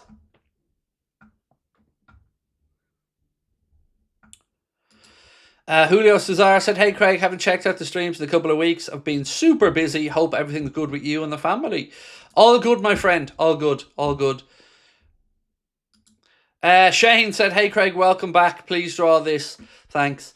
Obviously, it's a huge week for Manchester United fans as well. It's the anniversary of the Munich air disaster, and Shane and all Manchester United fans, just as always, want you guys to know our thoughts are with you this weekend. We have a rivalry out there on the pitch, but behind that there's a respect, and both our clubs have suffered tremendous losses and tragedies, and our thoughts are with all Manchester United fans this weekend on the anniversary of the Munich air disaster. Thoughts are with you guys this weekend. From a footballing perspective, well, we need to win it, Shane. So, I know you'd like a draw, but for me, the Reds have got to win it.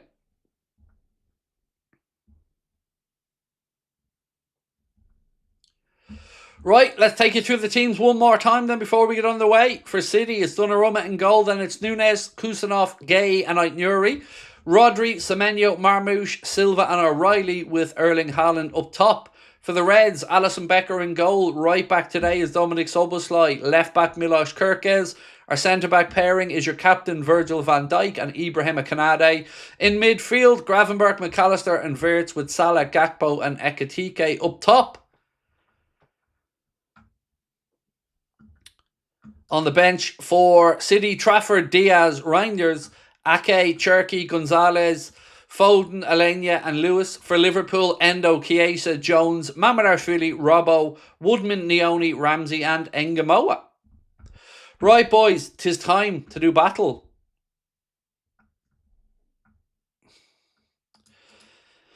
Gotta hope for City to win to stop Arsenal. I want Liverpool to win for Liverpool's sake. Whatever happens in the league outside of our own situation is what it is. But for me, I'm a Liverpool fan. I want Liverpool to win. I've always said if Arsenal win the league title, fair play to them, and I'll be on here to credit them for it. I'm not going to do to them what they did to us, which is be unsporting about it. If Arsenal win the league, I've always promised I'll be on here to congratulate them, and I will. If they don't, well, we'll have a bit of fun with that as well.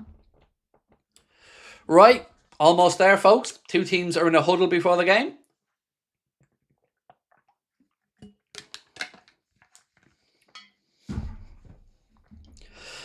No problem, Shane, mate, no problem. Right, we're nearly there, folks. Anfield looking beautiful, as always, on the big occasion. Pitch looks like a snooker table, looking magnificent.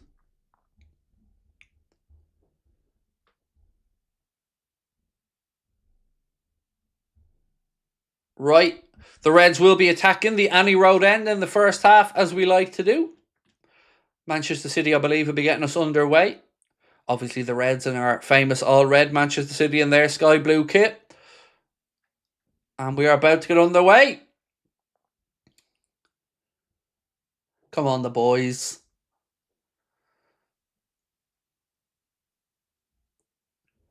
And we are off, ladies and gentlemen. We are off. Manchester City go straight back to Gianluigi Donnarumma, who launches one long out right-hand side looking for Haaland. Bounces to Semenyo. His touch is heavy and it's cleared by Van Dijk. Right, let's go. High hopes for Salah. It's his fixture, said Nessie. Thank you, Nessie, as always. Appreciate you being in. I hope you're well.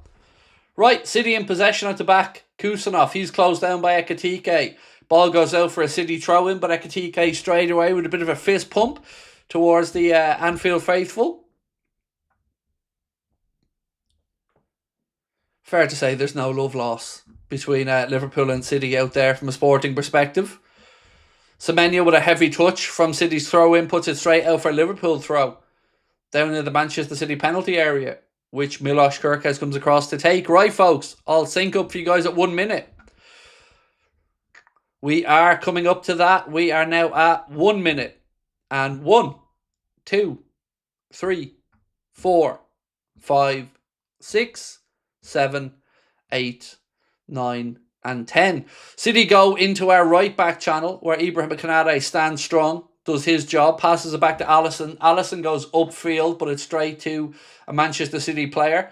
Liverpool players getting each other's way then in midfield, and the ball breaks to Bernardo Silva. He slips it through to Haaland. Haaland! Oh, well defended. Almost 1-0 City. Haaland's crowded out of it by Milos Kerkez and Alisson. Great defending from Milos, who stopped what looked like a certain goal there for Erling Haaland. And then it comes from Liverpool players colliding in the middle of the pitch. Bernardo Silva gets the ball then, slips it behind, Haaland's in. His touch is heavy, and that allows Milos Kerkez to get back at him, but that should be an early wake-up call for that Liverpool defence.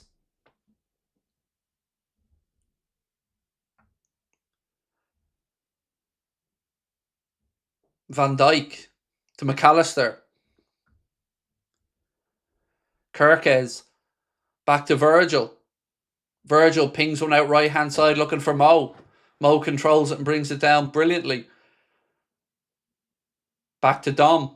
Kanade touches a little bit heavy but still gets it out of his feet. Clears it long out left side looking for Gakpo. Offside flag then. Everyone stands around waiting for the flag. Even Gakpo, everyone's just standing there waiting for the offside flag, which eventually comes. Having another look back at this Haaland chance. It's just a great bit of defending from Kerkez. He probably had no right to defend that.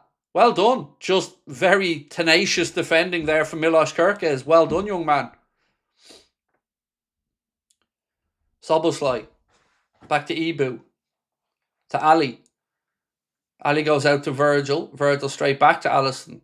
Haaland's there pressing Ali, who goes out to Kanade, right side. Again, loose ball from Szoboszlai up the right-hand side, goes straight at a play for City, throw in about 10 yards inside the Liverpool half on the far side.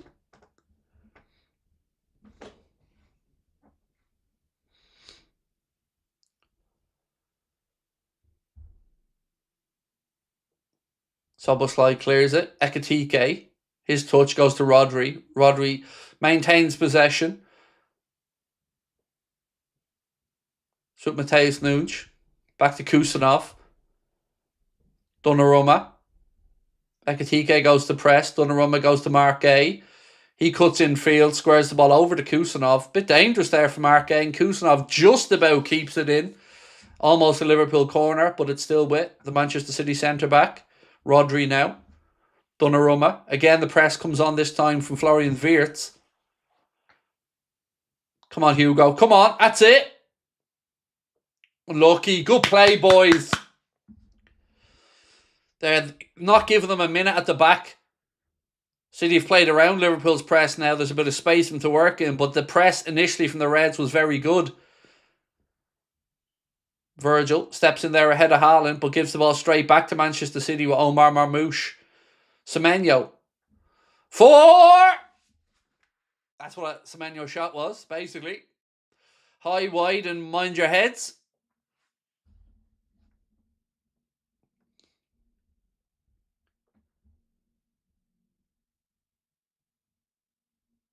Come on, the Reds. Oh, and the Reds go marching in. Oh, and the Reds go marching in. I want to be in that number. Oh, and the Reds go marching in. Kerkez cuts in field. Yes, Milos. That's it. Attack the space. Slips it in. Unlucky. Unlucky. Good. It's been a bright start to this game for Milos Kerkez. Definitely looks like he's up for it. O'Reilly now for Man City. He turns Szoboszlai inside out, who then pushes him down. Oh, referee gives Liverpool the free though. We'll take that. We'll take that, ref. The Reds get underway quickly with Gakpo.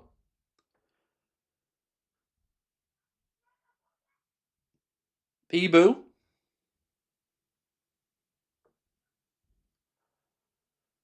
Szoboszlai again, back to Ibrahim Kanade. Approaching the 6-minute mark at Anfield, still scoreless. Not really much to talk about. City almost with a good goal scoring opportunity, but a great bit of defending from Milos Kerkez snuffed out the danger from Erling Haaland.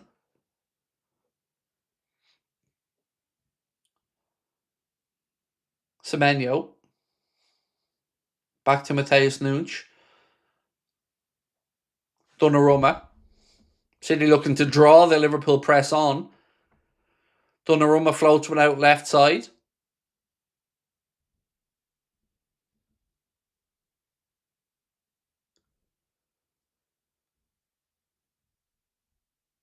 Mark A. Silva. to Rodri. You can see City trying to draw Liverpool on here to play around this press where they hope there's space. It's a bit of cat and mouse, this. Ball into midfield, where Ibrahim Konate is fouled by Omar Marmoush, and he looked perplexed about it, but the referee gives Liverpool the free kick. The Reds in possession now with Ibu. Gravenberch. Back to Verge. He pings one across. The Ibrahim Konate far side. Szoboszlai. Ball fired into the feet of Mohamed Salah, but it's intercepted by Ryan Aït-Nouri. He then, he goes to ground and referee tells him to get up. Szoboszlai, ball in field to Wirtz. Wirtz over the top looking for Mohamed Salah, but it goes out off a Manchester City player. Liverpool take the throw in quickly. Almost too quickly for Ekitike. And it's cleared by Donnarumma. Oh, no, Liverpool have given it straight back now. Rodri, there's a 4-on-4 here. Rodri thankfully has gone out left and slowed the attack down, which allows Liverpool to get back into shape. What is your position on slot if you win today? I don't have a position on slot, and that's going to be my line. I want the team to do well, and if the team don't do well, I'll be unhappy. I think that's pretty fair to say. My position on the manager hasn't changed. He still has a lot to prove for me. And if he can prove it, great, but I'm not going to hold my breath on it. I just want the team to do well. If the team do well, we all do well. If the team don't do well, then we'll try to find a reason why. Right, free kick here to Manchester City. It's too far out for a shot, but certainly potential for a set piece. We know Liverpool's Achilles heel this season has been defending set pieces, so fingers crossed we don't do anything stupid here early doors.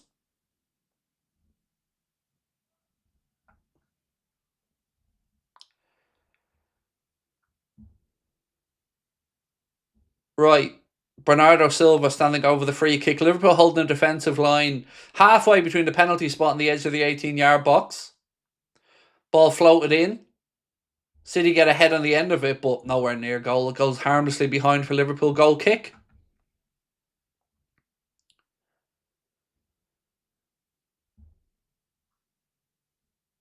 It was Kusanov who got his head on it, but never going to trouble Alisson Becker. Right, Liverpool go short from the goal kick. Virgil to Ali, back to Virgil. City time now to press. Virgil goes long trying to get around that press. City win the first ball and the second. Matheus Nunes to Rodri, back to Matheus Nunes. He goes all the way to Donnarumma. Ekitike now, it's his turn to press. The real game of cat and mouse this. It's quite interesting. Both teams quite happy to back themselves in possession, try and draw on the press and then play around it into space. It is an intriguing game here early doors. Certainly both sides very willing to get forward and attack in numbers.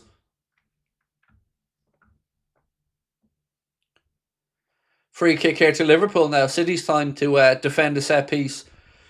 Very, very wide right, but a decent position to put in a good cross here for Dominic Szoboszlai.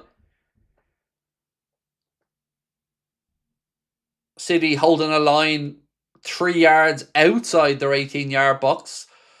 It's about 15 yards wide right outside the 18-yard box here for Dom to whip it in with his right boot. Cross in.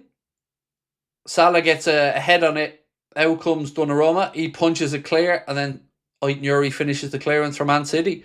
Kirkes now, he's in a foot race with Marmoush. Does well. Hooks it over his left shoulder, but it goes straight out of play for a City throw-in. Jack, how are you, mate? Said, hope you're doing well. What's your score prediction?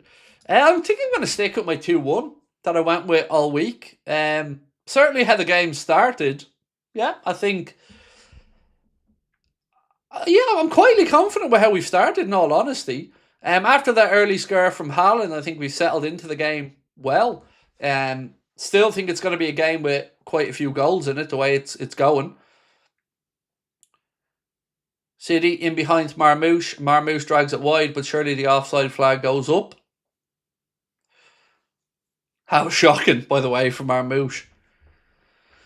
I think he was offside, was he? I think he was just about offside, yes. I think he would have been, but it's a shy finish from him anyway. Look, he is only human, and the sight of Alisson Becker coming out to close you down just put the fear of God into the best of attackers.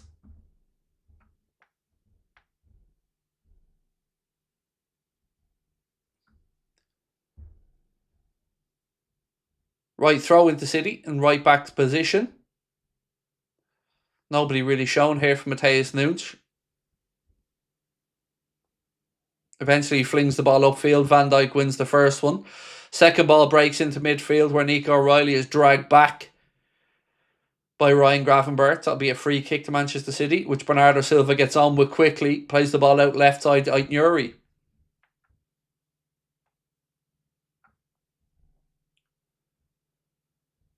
Silva.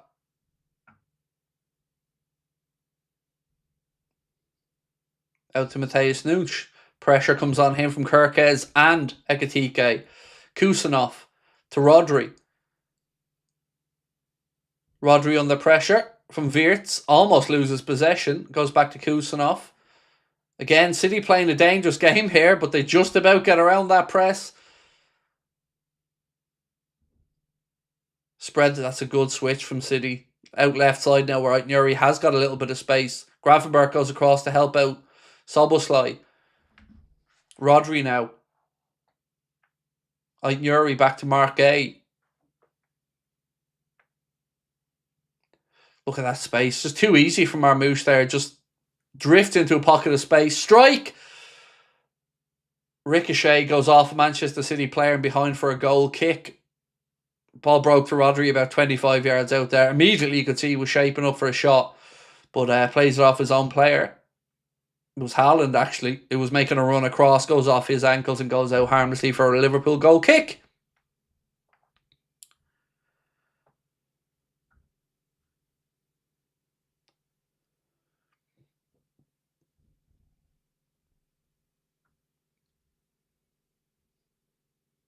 So how are we feeling? Almost 14 minutes in, folks. It's still scoreless, but it's been a pretty interesting start. Both sides very confident in possession, both absolutely confident in playing around the press as well. I feel like there feels like there could be a mistake in this City team if we can get this press right.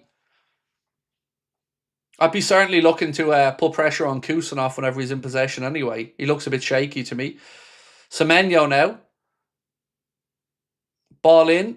Alisson comes and claims it. Well done. Kirkes has done well today. I'm going to call him a disruptor in there. Stuck with the task there against Antoine Semenyo and limited him to an early cross, which Alisson does well to come out and save. Gay into Bernardo Silva. Semenyo, he's in a bit of space now. He threads one through, but not on the same page as his fellow City players, and it goes straight through to Alisson. Szoboszlai now in that right back position. He pings one into the right channel looking for Salah. Marquez there with him. Just about does his job. You'd have to think that Liverpool feel like there is something in this game for them there. Some weaknesses in that City defence. They certainly look a little bit vulnerable. In attack, well, we know what City are about. They have pace, they have movement, they have good attackers. And Marmoush feels they should have had a penalty, but thankfully referee says play on. Let's have a look at this. Matheus Nunes slips the ball in. Marmoush there.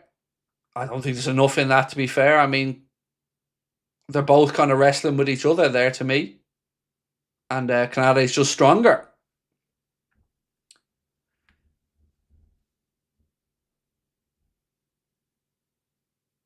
Referee clearly agrees, as do VAR, and we're back on the way with a Kirkes throw-in. Breaks in midfield now, Bernardo Silva. Stat just popped up here on screen. Successful passes in the final third. 10 for Manchester City so far, just 1 for us. So just 1 completed pass in the final third of the pitch.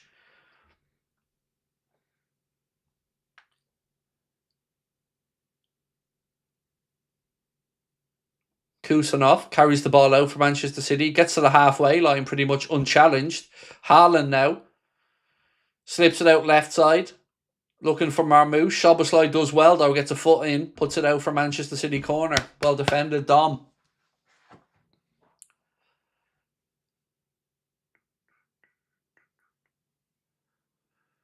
Right. Come on, boys.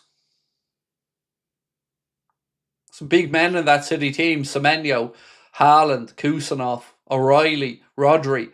Some big figures in there. Up comes Mark Gay as well from the back. Right, lads. It's important here who's on who. Marmoush with the corner for City. Ball played in. And it's just about cleared, but well done, boys. City packed the 6-yard box, but Liverpool stand firm. Clear their lines. It's back now at Nico O'Reilly. Back to Bernardo Silva. Rodri.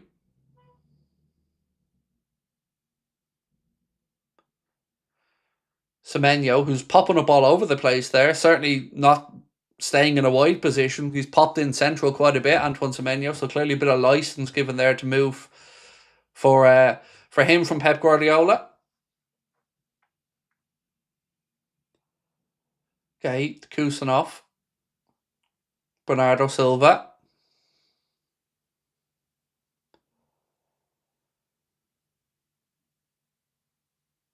City moving into the left channel now. Aït-Nouri. Back to Rodri. He pings a diag. Virgil does well. Heads that out. Second ball, boys. Well done, Milos. Gakpo. He tries to feed it in to Ekitike. Takes a ricochet, though, off a City player.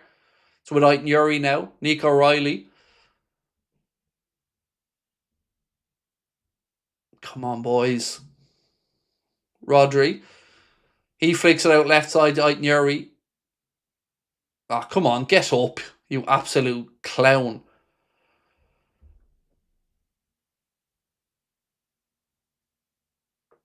Is he giving them the free kick? Oh, stop, will you? Chasing Vlog said, we got to do something about Marmoush. She's on fire. I'm sick to death of us having to listen to Neville, said James Hart. Yeah, that's one thing I'm not jealous of, mate. Obviously, I watch the games. See, I'm listening to you. I watch the games on mute, so I don't have to listen to Neville, which I'm always very grateful for. Right. Referee did indeed award the free kick to City. Bernardo Silva over it, all the way out on the far side. Right out by the throw-in area. In line with the penalty spot, roughly. Cross comes in. Headed away easily by Cody Gakpo at the near post. Referee, that was a foul on Salah, you absolute fucking spanner. Referee apparently the only person inside Anfield who didn't see that foul there on Salah.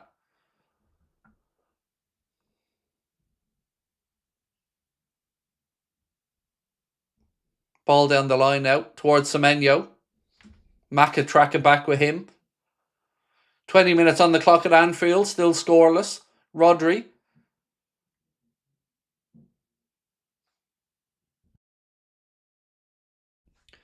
Mark Gay out to Aït-Nouri. Back to Nico O'Reilly.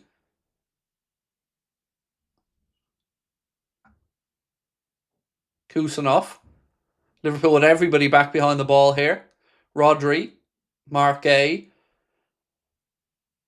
Again, look at the space. Aït-Nouri. Dom sticks to his task well. Back to Mark Gay. Well done, Dom. Rodri. He clips a nice ball in to Marmoush. Marmoush spins around. Back to Mark Gay. All on the far right-hand side of Liverpool's penalty area. Attempted cross comes in, blocked by Dominic Szoboszlai, and it goes out for Liverpool throwing on the far side.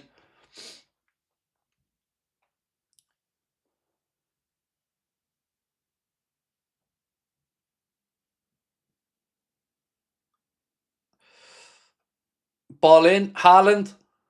Marmoush. Strike. Ooh, thankfully. Takes a deflection. Does it go off a red? It does go off a Liverpool player. It'll be a Manchester City corner. I see a couple of people in the chat talking about Szoboszlai at right back, and I do, of course, understand their frustrations. But the frustration, I think, can only be with the fact that we just don't have enough options. You know, I understand the decision to put him at right back.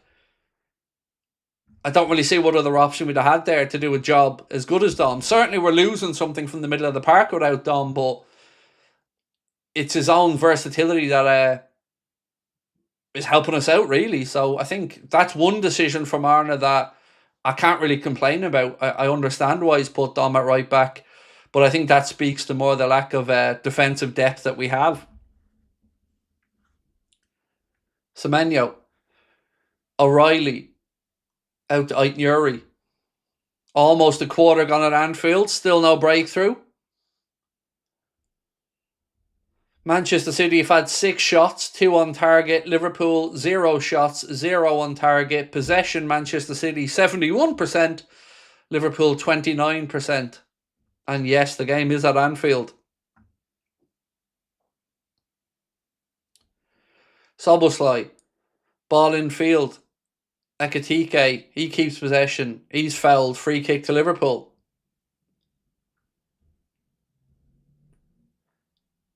So here's something, right? Correct me if I'm wrong on this, but isn't part of Arna's style of football supposed to be that we dominate possession, or am I making that up? Or is this just another one of those things that he says but doesn't mean? Because if the style's supposed to be about us being able to dominate possession, well, we're way behind in that category, as we are in any attempts on goal, as we are in successful passes in the final third. But, you know,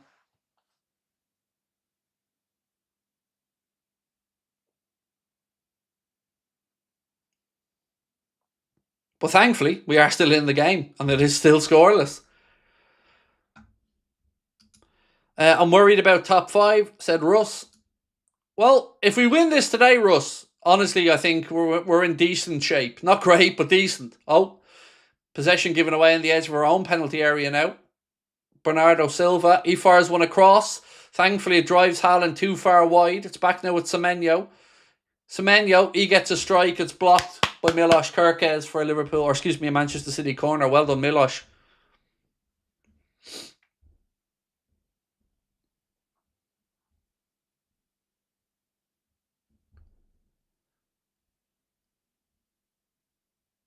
Kerkez, I've been very impressed with how Kerkez has started this game. Really, really, really good.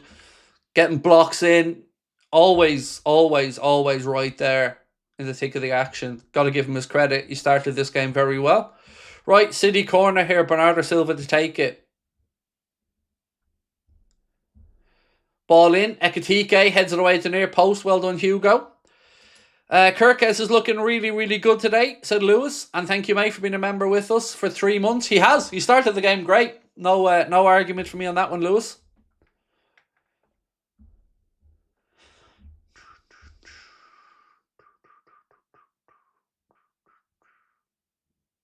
Almost feel, though, that perhaps we're being... Perhaps this is... Well, not perhaps. I feel this is intentional from Arna today. If you look at his pre-match comments, he was talking about counter-attacking quite a bit. So maybe that's what he feels is the best course of action today for us, is to catch City on the counter. I mean, my main problem with that is... Oh, hang on. Ooh, lucky. Corner to Liverpool. Ball played into Salah. He gets a strike away. Has done a run of scrambling, but it did nick off a Manchester City player, and it'll be a Liverpool corner. My worry about... Looks like he was just about offside in the build-up there, actually, Salah, so we could have got away with one there. And my problem with the idea of us playing counter-attacking football is I just don't think we have the pace.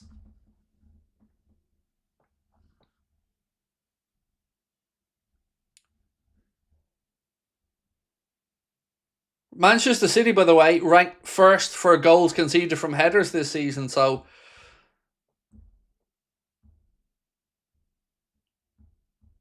Here we go. Set piece. Salah with the delivery. Virgil. He has the ball now far side of the City penalty area. Back to Kerkez. Gravenberch. Inside to Dom. Dom plays the ball straight out. Both of them feel like it should be a Liverpool throw-in. I didn't see a nick myself. I must have missed something. It looked like Dom just played the ball behind Virgil.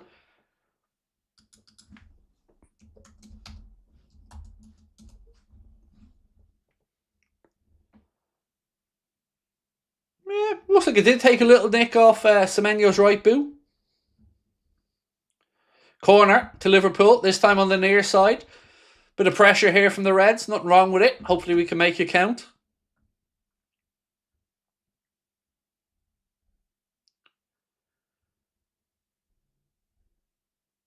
Right, boys, come on.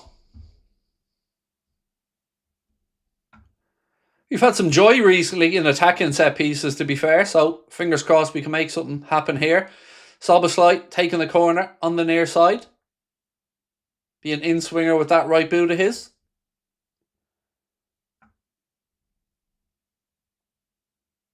Verge takes a deep breath. He's hanging around the penalty spot.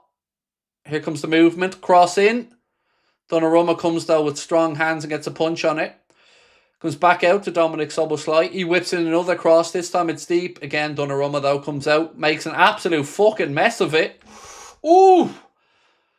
I keep telling you, Donnarumma he's got a mistake in him, and he came out there for a ball that should have been his all day, but makes an absolute holy mess of it, and palms it straight to Salah. Salah kind of tries to just guide it goalwards, and it just drops on the roof of Manchester City's net. But again, there you can see, even for his size, Donnarumma not exactly filling you full of confidence under the high ball.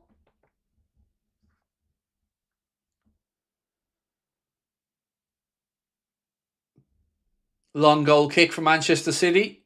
Canade does well, really well aerially to deal with that.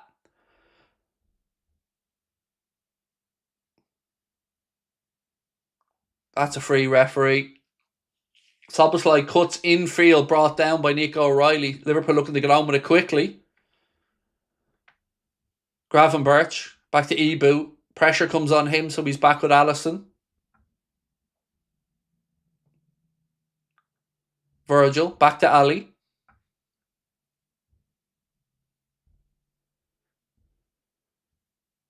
Ali pings one out right side.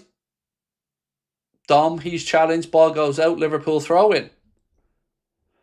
Right, folks, we're nearly at the 29-minute mark. We're still scoreless at Anfield, almost 1/3 of the way through this one. Liverpool 0, Manchester City 0.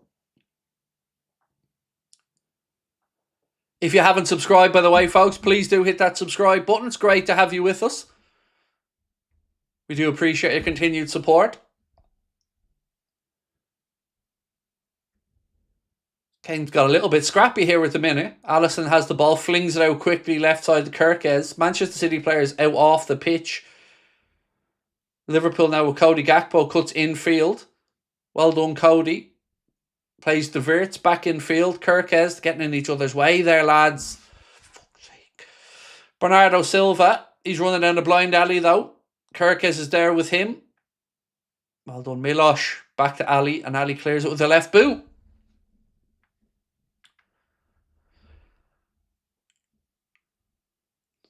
Mark Gay in possession on the halfway line now for Man City. Ball played into Rodri. Rodri to Semenyo. Semenyo plays it into the channel. Ibu comes sliding in with a challenge though, and the ball trickles through to Alisson, where of course he should be able to pick that one up if he wants it. He doesn't though. He plays it out to Maka on the edge of the box. Maka rolls it out right side to Szoboszlai. Back to Ibu. Alisson.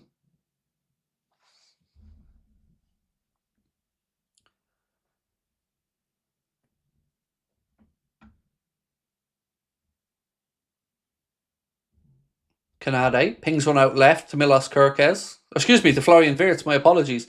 Wirtz spins a lovely ball into Hugo Ekitike now. Ekitike up against Mark Gay. Hugo tries to get a shot away. Mark Gay sticks to his task and eventually crowds Ekitike out, and it goes behind for a Manchester City goal kick. Lovely ball that from Florian Wirtz, by the way. Picks it up, spins quickly. Lovely ball into the channel. Kind of very reminiscent of the area that Ekitike scored the second goal against Newcastle. This time, though, he's crowded out by Mark Gay.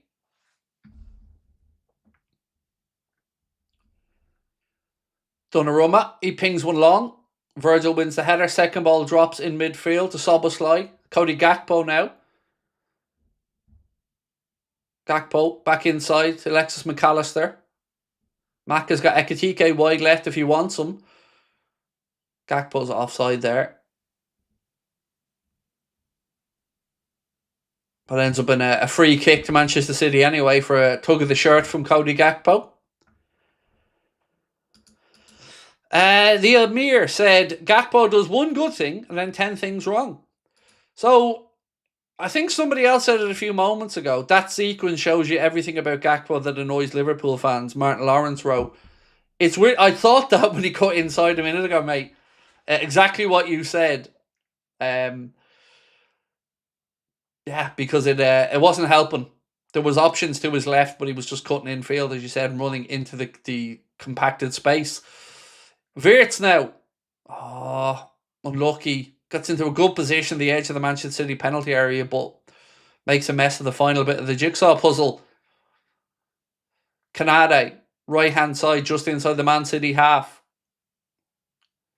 Kirkes, McAllister. He goes back to Alisson.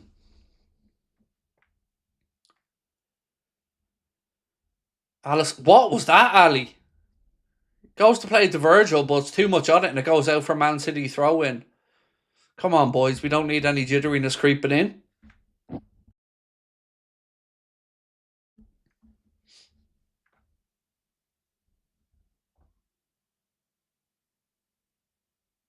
Matthias Nunes now. He throws the ball down to Rodri. Rodri puts in a cross. Haaland. Strike. Alisson squirms it. Gets it second attempt. Well done, Alisson. Again, another warning sign there from City for us. It's a floated in cross from Rodri. Goes over everyone's head. Haaland pulls away. Gets a shot. Alisson spills it at first, but gets down and smothers it. We tried a straight ball over the top to try and get Salah in behind quickly there, but it goes all the way through to Donnarumma, who flings it out left side. And now City are in possession just inside the Liverpool half. ENQUIRIES goes back to Mark Gay.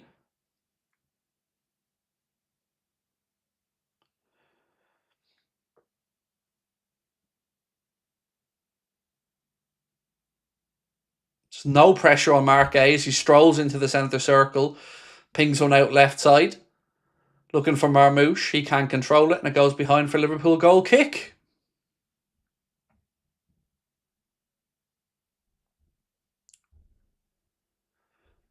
Thomas Tuchel in the crowd there at Anfield.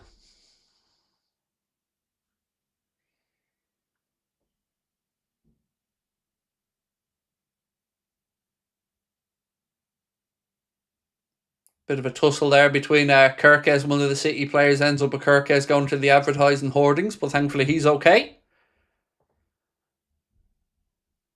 Throw in taken. Back to Verge. Alisson.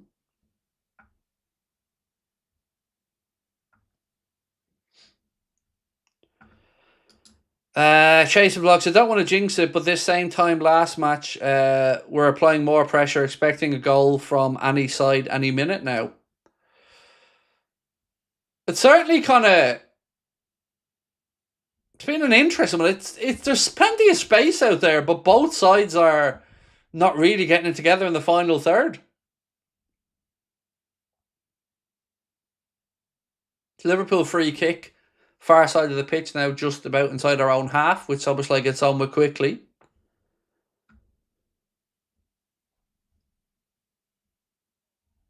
Offside flag goes up somehow there against Liverpool. Again, lazy.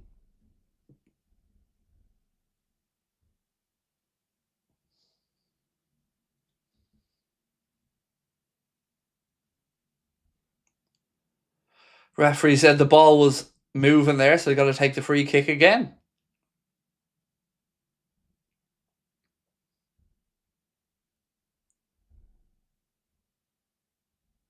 Rodri. He pings it in to Marmoush. He's fouled, apparently. Feels like Omar Marmoush goes to ground every single time the ball comes near him. Every fucking time Marmoush gets near the ball, he ends up going to ground. Look, he's grabbing Canade's arse, and he goes to ground. There you go. Canade might well be the first player in the history of football to get a foul given against him for somebody else trying to grab his arse.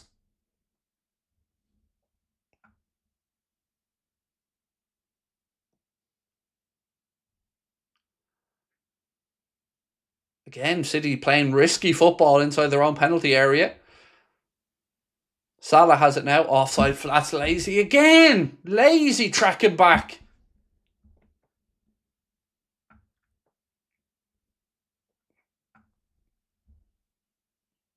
Some of these offsides in the last couple of minutes have just been lazy from our forwards not getting back onside quick enough.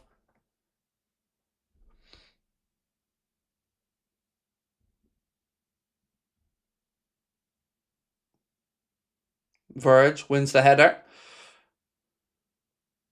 It drops to Matheus Nunes. He's clipped, is he? By Cody Gakpo. Yes, free kick to Manchester City on this near side. Can't really argue with that one. It did look like he went over Ekitike's foot.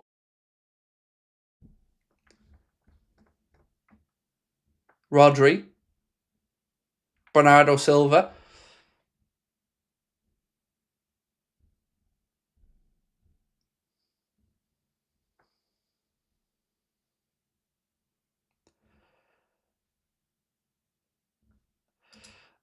Ricky said, this has been a tough watch as a neutral. Both teams seem cagey and afraid to attack. This game needs a goal. I think that's a fair assessment of things, Ricky. I think that's a very fair assessment of things, mate. It certainly feels like a must-not-lose attitude out there. And, you know, if something's there for the taking, take it, but don't do anything silly.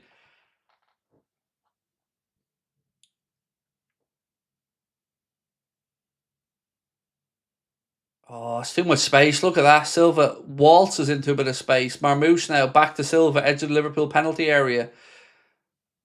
Semenyo, he's crowded out. Liverpool now with a chance to counter. Kusanov steps in and wins it. Semenyo for Man City.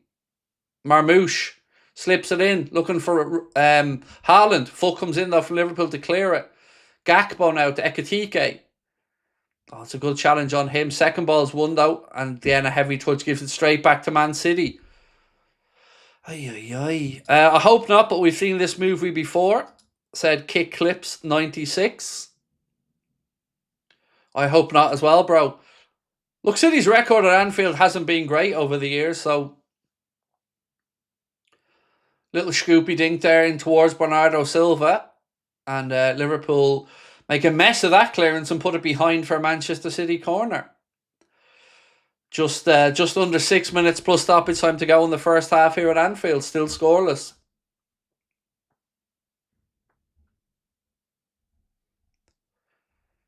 Right, my friends, before the corner's taken, if you do have a second, please do hit that subscribe button. If you're new to the channel, you're very welcome along.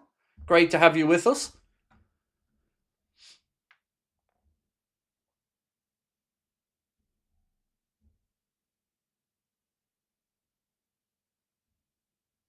Silva with the corner.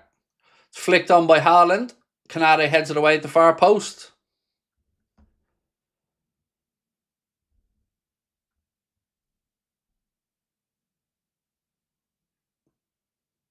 Bernardo Silva, he takes a heavy touch, allows Kirkes at him, but he gets lucky and gets away with it. Bernardo Silva now, right-hand side for Man City. Semenyo to Matheus Nunes, back to Rodri. Rodri to Bernardo Silva. Rodri, Silva. Semenyo, back to Rodri. Rodri now. It looked like he had a particularly heavy left foot there, Rodri, trying to get a shot away. Eventually Liverpool crowd out Haaland, but then give the ball straight back to Manchester City. Strike! Ooh. Had Alisson moving, but thankfully it dips just a little bit too late there for Omar Marmouche. It's a Liverpool goal kick. Nimrod Hurwitz said, imagine Slot saying we're very good between boxes. We can't get over our own box. He is the only manager in the world who can't use the Anfield energy.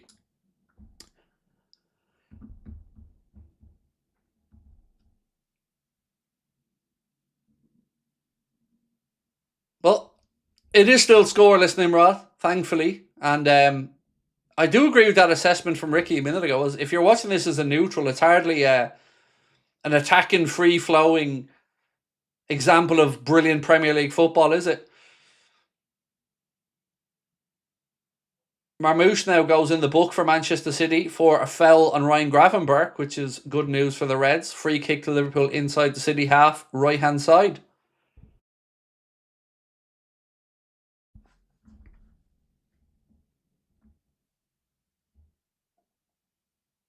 Right, Szoboszlai to take it.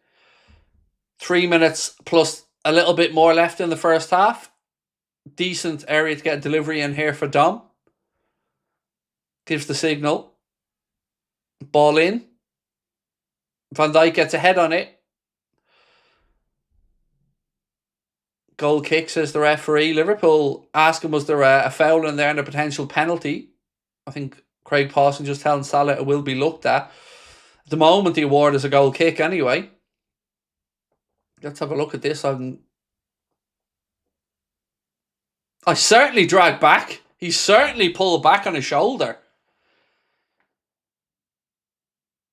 I mean, you certainly see a hand on Salah's right shoulder. I don't think there's any doubt about that.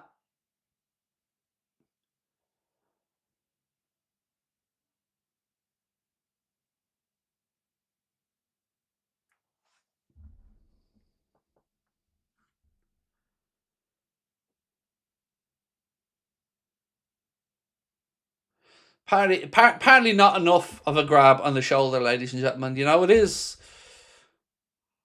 you know, Manchester City we're playing here, so expect fuck all from VAR. And get fuck all from VAR. Hope my girlfriend gives me the love Slot has for Gakpo. I don't know how many times Gravenberch has lost the ball now, said Escorts. See, here's what I don't understand about that, right? I guarantee you if that Salah challenge happens on the halfway line, we're getting a free kick for it. This is what pisses me off about referees and VAR.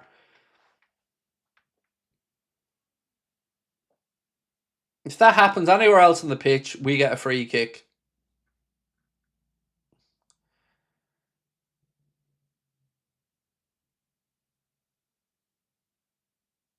Virgil got a bit of a whack there, but thankfully he's okay, back up on his feet.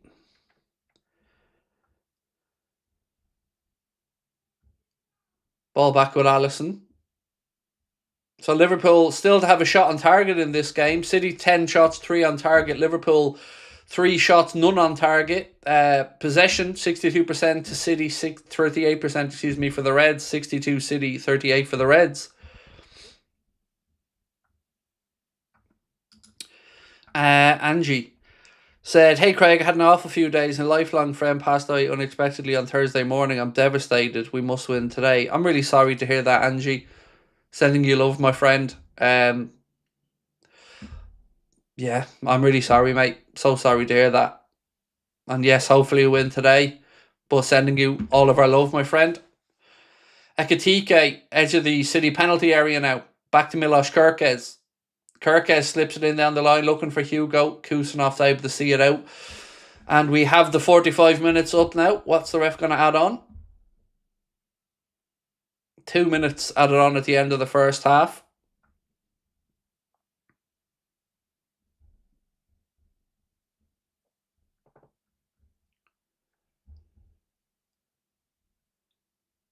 Right, 2 minutes to go. Scoreless at Anfield. No real glaring chances for either side to speak of.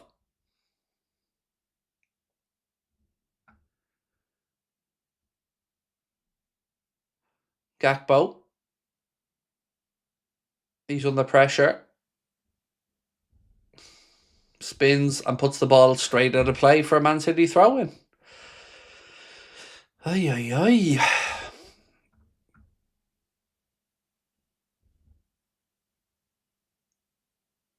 City. Now it's Semenyo, who plays a blind pass inside that thankfully Ryan Gravenberch gets for Liverpool. Now it's with Dominic Szoboszlai. He plays the ball forward, but Marque steps in and wins the header, and it's straight back out to Rain at Nuri. We're inside the last minute of stoppage time here at the end of the first half, and what's been a pretty uneventful 45.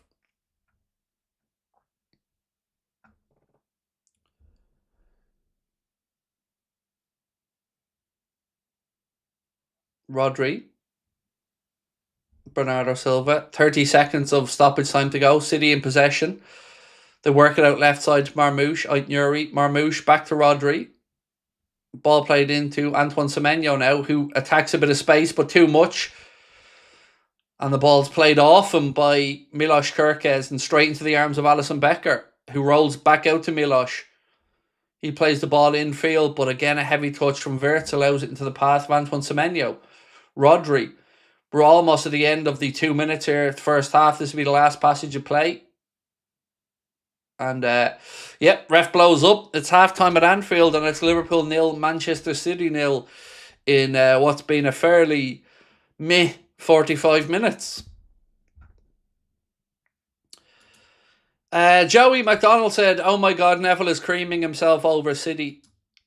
I'll have to take your word for that one, Joey, mate. I'll have to take your word for it. Obviously, I'm lucky enough not to have to listen to Mr. Neville. Barry Owens said, "Difficult when you're carrying Salah, Gakpo and Maka." Mr. A. Santino said, "We're destined to watch his style of football unless Anfield turn on him. Slot is staying to finish one of our least inspiring seasons in a while."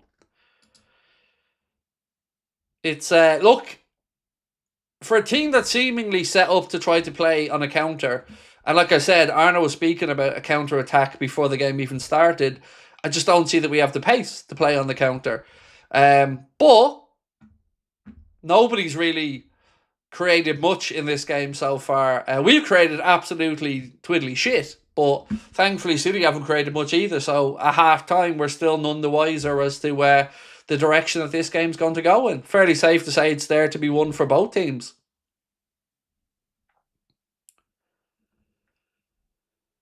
City just look so much sharper. I don't know, we look like we're playing within ourselves. I agree with Ricky's assessment earlier on as a neutral to say that kind of both teams kind of just going through the motions a little bit. Right, ladies and gents, well, it is half time. Excuse me, a reminder. Win a signed Jurgen Klopp frame shirt completely free. Apologies for the cough. I thought I'd mute with the mic for that one. Scan the QR code below or use the link in the description for further details. We are giving away a prize every single month throughout 2026. With thanks to our incredible friends at the Collector's Corner.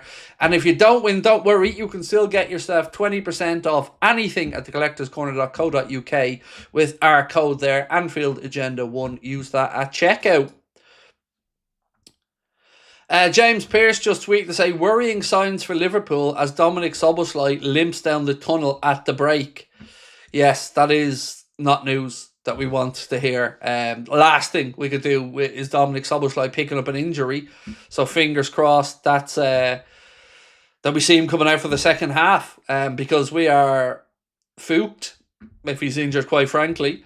Let's take back a look at the options on the bench today for the Reds. We've got Endo, Chiesa, Jones, Mamadashvili, Robbo, Woodman, Leone, Ramsey, and Engamoa.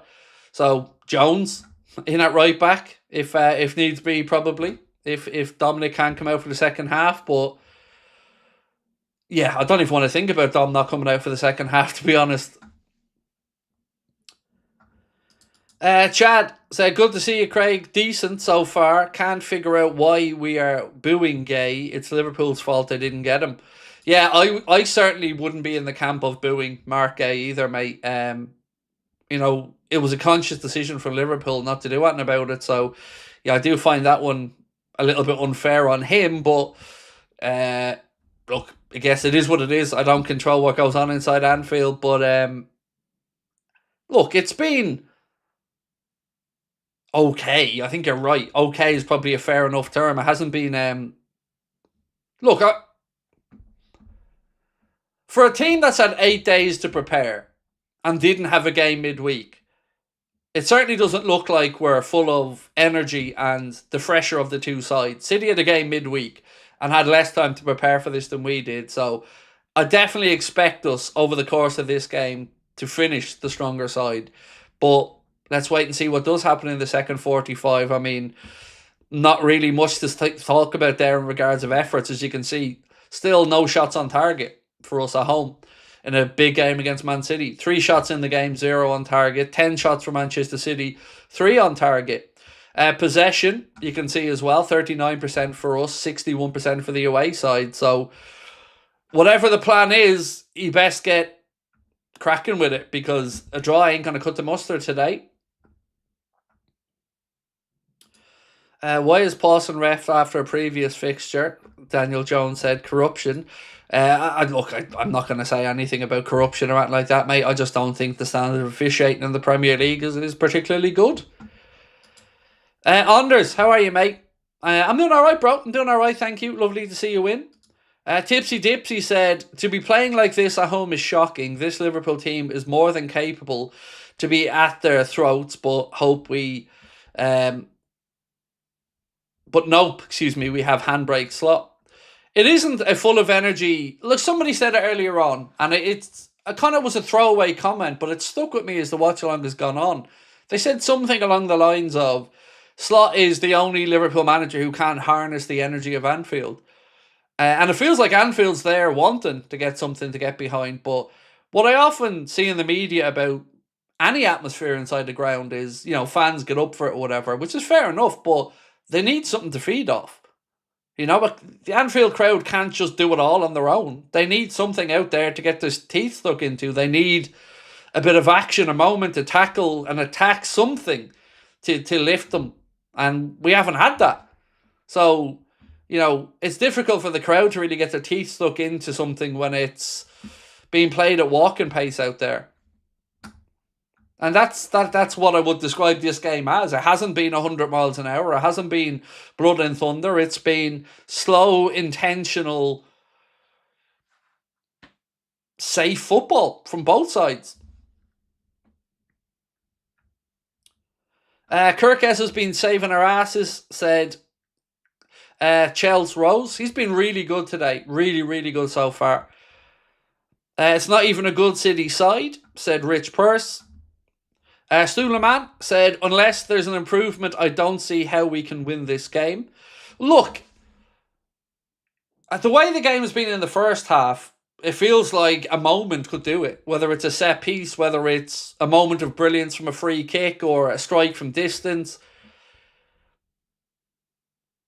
But this kind of feels like part of the problem with football and life under Arnott at Liverpool. It is that boredom, that lack of bite, that lack of adrenaline, that lack of edge. It's just not us. This isn't us. It's just not our identity. And I don't care if he wants it to become our identity. It's fucking boring. It just is. And no amount of journalists backslapping each other and telling us all what we should be feeling is going to change the fact that this is not good enough. This is not what we expect. Just isn't. And no amount of smoke and mirrors is going to change the fact that this is dull, boring football. No match with landlord is fun to watch, so bad, said Sonder. Thought we were decent in the first half, but it needs to be better. But we're okay, Billy. We were okay, mate. Like, it wasn't... We certainly weren't played off the park or anything like that. It's just... Look, I'm going to be blunt for a second. This is not a very good City team. It isn't. If we really do believe in ourselves, this game's there to be won. But it's got to be grabbed by the scruff of the neck. We can't stumble over the line. We can't hope for that Arne Slot moment. We've got to go and fucking attack them. And have a go. We're at home. We're the ones under pressure. We've got to get the points. Every week that goes by that we drop points, we're falling further and further away from the basic bitch objective, which is Champions League football, which in itself is an embarrassment of an objective for this season with the players we brought in. So, we need to really get the finger out now and let the reins off and have a go. Because a draw's no good. It really just isn't. Chris Thorne said, City pushing us right back with their aggressive press and we're finding it difficult to get out of a crowded midfield. But when we escape, it's poor from us. That's fair. We haven't been able to string anything together in the final third, really. Yeah, we've done nothing in attack in that first half. We've defended decently, and I agree with everyone who said Kirkes has been very tenacious and sharp in the first 45. But we're the home side. It's on us to go and win this game. And I just think something needs to change for us to do that. And whether it's maybe Arna going for a last 15, 20 minutes of chaos, perhaps, maybe the game opens up then, but I don't know. Look, I'm maybe oversimplifying this, but it just feels like we're playing too safely again. If we draw or lose, then it's plainly on the head coach. This is cowardly game plan by Slot, said Raekwon the chef. 45 minutes of shite. Sack the clown, said Stevie Boy. Midfield is open. Slot tactics are shocking, said Michael Lynch. Tanya said agree. Attack. The defence will fold under pressure. I agree with that. There's mistakes in that City defence. Kusanov, I would absolutely be targeting if I was Liverpool. Mateusz Nunes isn't exactly an inspiring right back either. That defence can be gotten at, but we need to have a go at it. And not this. Look, every fucking week, we have a different reason to justify the boring, dull football played by Slot. Every week there's a reason. The reason this week will be respect for Manchester City or whatever. But everything that comes out of his mouth is a walking contradiction. He wants to play attacking, possession-based football, but yeah, here we are at home and we're losing the possession game again, 61-39. These are just empty, meaningless fucking words that come out of his mouth. It's like football by numbers. It's like bingo. Let's just call out a load of words and hopefully something sticks. Just not good enough. Just not good enough again. Not aggressive enough. Not confident enough. And like somebody said, not harnessing the energy that's waiting to be cracked open inside Anfield. It needs something to feed off. Give it to them. Chad said too much waiting for a mistake instead of forcing a mistake. Salah's like a passenger that keeps making a mess, said Amteki. He's not had a great season, mate. There's no denying that. Cody's not had a great season either, not having a great game. But these are the options that we have in attack. Squawka has said Liverpool faced 10 shots in the first half today. Their joint most conceded in the opening 45 minutes of a Premier League game at Anfield on up the record since 03-04. Let me read that out to you again, just in case you're doubting that this isn't good enough. Liverpool have faced 10 shots in the first half today. Their joint most conceded in the opening 45 minutes of a Premier League game at Anfield since up to records began in 03-04. Yep, that's our Arna who wants to play possession-based attacking football and, kill the opposition with possession. How's that going, Arna? Good man. Fair play to you. You crack on. Give us another round table backslapping exercise there to tell us how fucking great this is. Come on, the boys. You'll never walk alone. Appreciate you, bro. Thank you so much for being a member with us as well for 5 months. Nobody else plays football like Klopp unless he comes back. We're not getting that football. That's absolute bullshit, first and foremost. Do you want me to show you Paris Saint-Germain again? Do you want me to show you us? Because we're able to play that football. We don't need Klopp back to play it. We need a manager with a pair of balls and actually belief in a system. And not chopping and changing every 5 minutes. So, we don't need to have Klopp back. Managers over the years have been able to harness the energy from inside Anfield. But like I keep saying, the crowd needs something. They need something to feed off. They need a moment. They need a tackle. They need something. Or this is going to just peter out into another nothing performance. I don't think City have had it easier at Anfield since they won during COVID, said Jonathan. Good to see you, Craig. Second half will be better, said Greg. I hope so, Greg, because we're certainly capable of better, mate. Certainly capable of it. Arne, I think he's the best all-round attacker we have, says everything. Klopp is gone. We have to deal with it, just not like this, said Patrick Solomons. Exactly. Look, I keep getting back to simple things when I talk about this, but what we're being told is,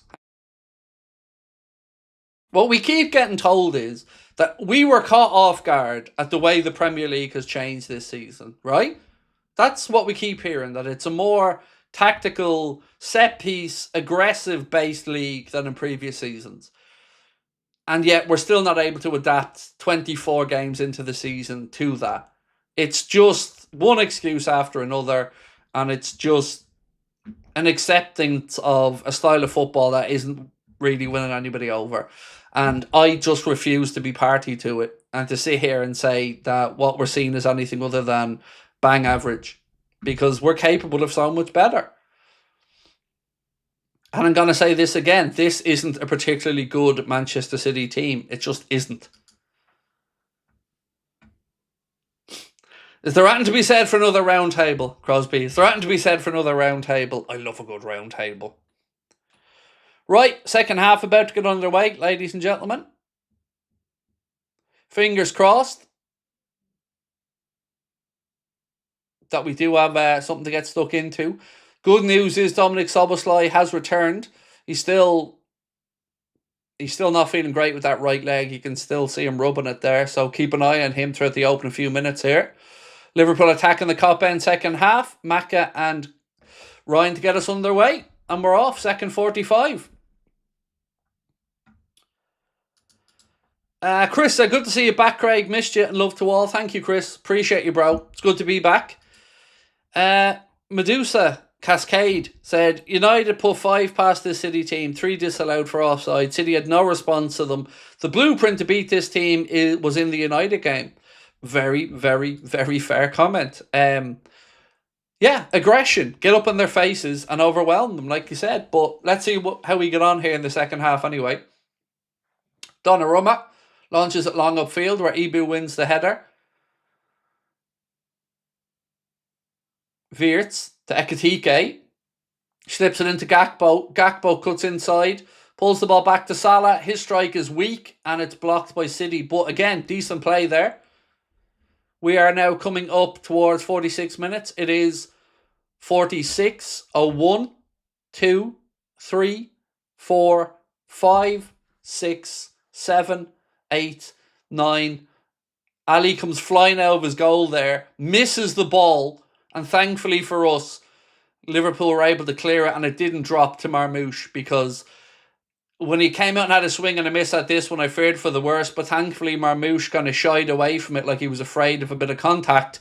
And by the time he turned around, Szoboszlai cleared the ball. But again, all too easy. Haaland, he's fouled. Free kick City. And a yellow card for going through the back. Virgil booked for going through the back of Erling Haaland. He's not happy with the decision, but Craig Pawson pulls out the yellow. That genuinely looked like the two of them just battling with each other. Like they both went in.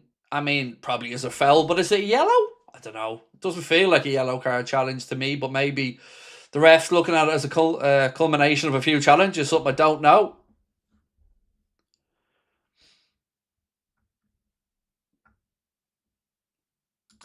Arsenal confused OG wasn't nominated for Player of the Match, said Jayden.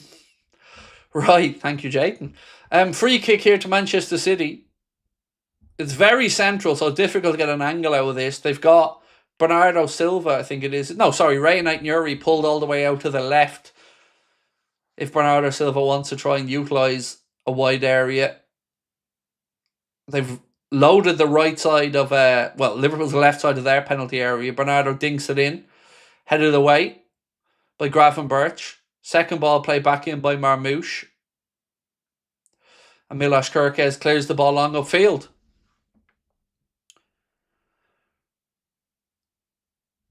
Ball breaks in midfield. City step in, win a challenge with Nico O'Reilly, but it's back with Canade now to Szoboszlai. Very, very grateful to see Dom come out for the second half, by the way. Was definitely fearing the worst when Pierce said he was limping a bit.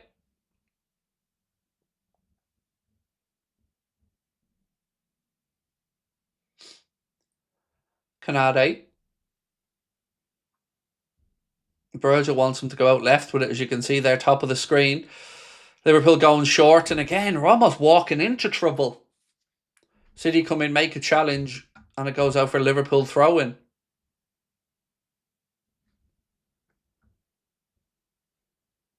Just again, looking at that one that Allison comes out for, we're so fortunate with that. Szoboszlai plays the ball across the pitch where it finds its way to Milos Kerkez. He's not got much support.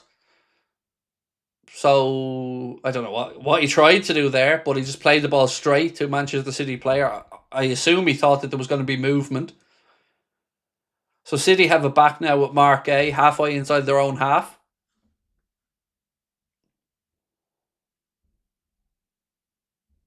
And then they make a mess of it and play it straight to Liverpool. Gravenberch now. What did you stop for? Fuck me! Eventually the ref gives the free kick, but why is he stopping?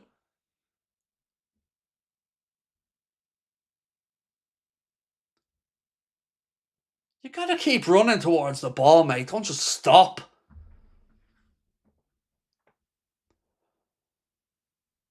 Szoboszlai. Pressure on him again. His attempted play upfield blocked by Nico Riley. Throw into Liverpool.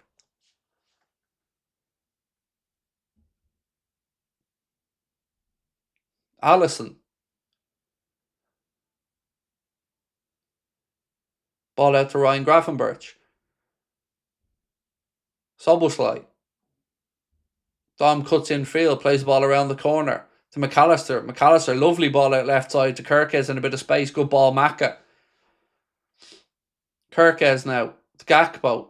Fucking lazy offsides again. Lazy, lazy, lazy.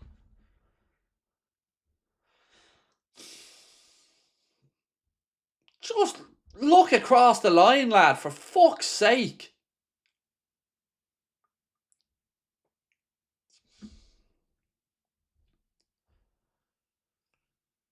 Ball breaks to Maka, middle of the park.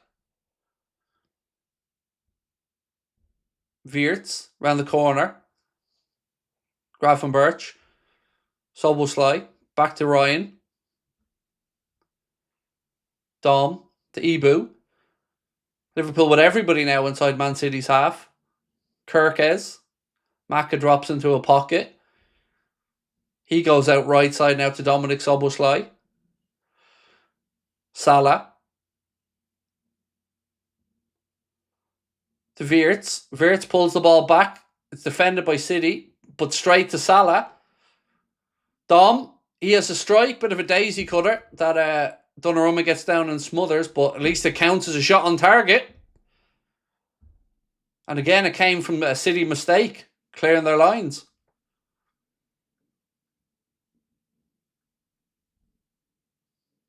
Virgil, he heads the ball forward. Salah uses his strength to hold off White Nuri. And then Liverpool... Oh, I was going to say make a mess of it, but we come up with the ball somehow. Ekitike! Ooh! Unlucky. Unlucky. Wirtz goes on a little mazy run. Ball breaks. Still retain possession somehow. Salah has it, plays it into Wirtz. He goes on a bit of a run. Ball kind of bobbles out of his feet. Then he wins it back. Spreads it out. Gakpo plays it to Ekitike, who tries a quick strike. You can see what he was trying to do. Just guide it into that far corner. But couldn't quite get the direction on it, and it goes wide. But better.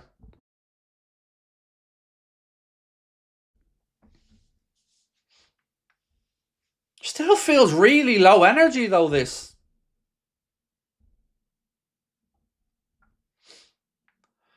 Gakpo now. He goes down the line to Kerkez. Kerkez puts in a lovely ball across. Szoboszlai now on the far side. He pulls it back. City clear their lines. It's back with Virgil. Kanade. This is better. Come on, the Reds. He pings one out left side where it makes its way to Milos Kerkez. Come on, Liverpool. Gakpo to Maka. Back to Kanade. Wirtz. Szoboszlai. Back to Wirtz.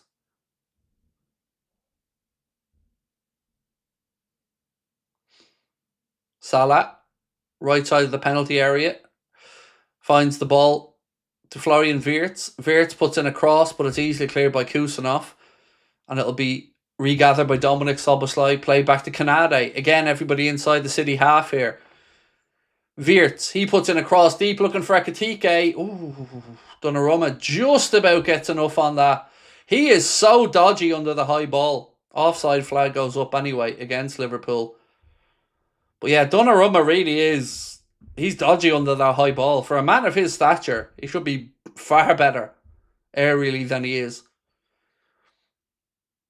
And he wasn't offside either. That was a bullshit decision from the linesman. There's no offside in that. We're fucking making them up now to help City. No offside there at all, folks. Don't know why the flag's gone up.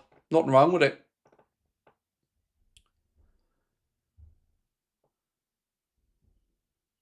Mark Gay in possession now for City. He plays the ball forward, but Kanade reads it well, steps in, wins the ball. Ball out off Nico O'Reilly for Liverpool throw-in. Come on. Time to step on the gas now, boys. Come on.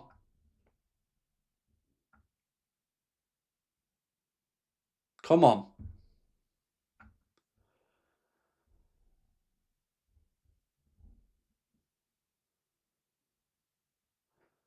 Alisson pings one out to Dom.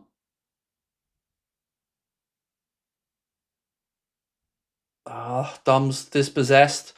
O'Reilly does well to keep possession. Dom steps back in to win it, and then we give it back away again. Aït-Nouri now. Marmouche. Semenyo. Thankfully saved by Alisson. Well done, Ali. Again, though, comes from us losing possession. Salah, Ekitike. Play it to Wirtz. Play it to Wirtz. Oh, Jesus Christ. Wrong ball, mate. Salah. Ekitike. Oh, he's missed the sitter. Oh, lads. That should be 1-0. Salah plays a lovely outside of the football to Ekitike. He tries to just guide it back across where it came from into the far post, but it goes wide. All comes from Alisson again, making a save and starting a quick attack down the other end. Quick distribution from Alisson. Beautiful distribution. Liverpool win the second ball. It breaks to Ekitike. He plays it out to Salah. Carries on his run into the penalty area. I just can't pick out the far post. That should have been 1-0. That's the best chance of the game. Best chance of the game. Hopefully that's the moment, though, that we build on. Come on. Come on.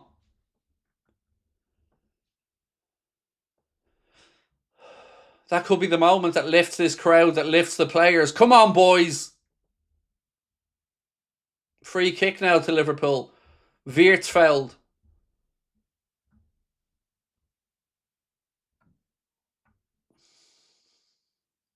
Kirkes. He fires in a cross. Chested down. Oh, he's fucking missed another sitter. This time it's Gakpo who has his shot. Oh, the flag's up again for offside, so it wouldn't have counted. Slot football, no energy. Just pass and pass. Shite, said James Hart. I knew this game is worth to watch, said Chasing Vlogs. Well, Kusanov's down, I think winded or something here from getting that block in.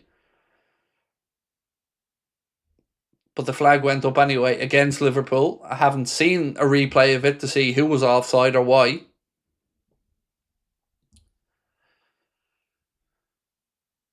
Here we go. Let's have a look. Yeah. Correct decision. Gakpo's offside twice in that phase. Twice. It was a correct decision. I could see in the replay and Gakpo's offside twice in the same phase of play. Liverpool coming over now to get a drink and a bit of instruction from Arna. Anfield rises. Come on.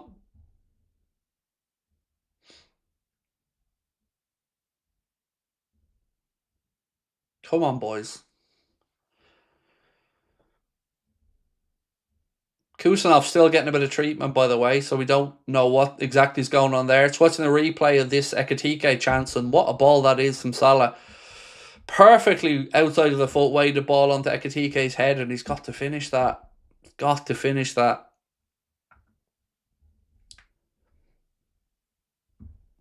Right, folks, if you are in with us for the first time, please welcome and do hit that subscribe button if you are enjoying the stream. It's great to have you with us.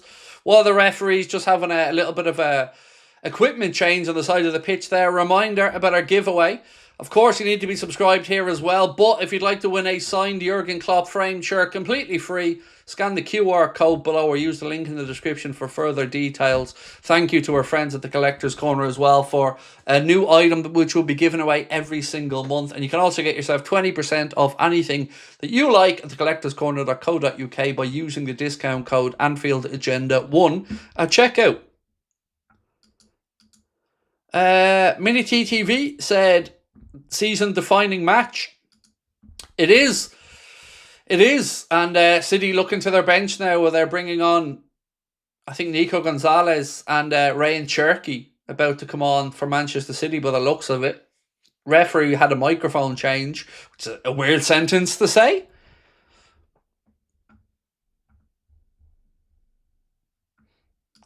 Chasing Vlog said their Achilles heel, pressure and aggression.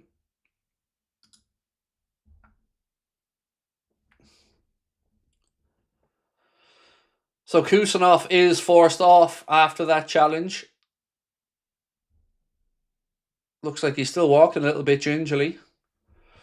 So here comes the change for Manchester City anyway, like I mentioned. Oh, it's this Diaz actually coming on, is it? My apologies.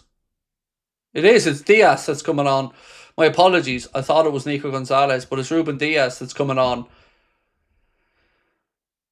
And it'll be Ryan Cherky as well. Will be the second change for Manchester City. Tony said, so glad you're back, Craig. Come on, you Reds. Appreciate you, Tony, my man. Thank you. Very kind of you, bro. So Diaz on for Kusanov. I don't know who the second change is going to be. It's Marmouche, who's coming off to be replaced by Ryan Cherky. The poor man's Florian Wirtz. Whitehammer, welcome back to Anfield Agenda FC, my man. Appreciate you renewing your membership. Right, ladies and gentlemen, an hour gone at Anfield is still scoreless. The game's in the balance and there to be won.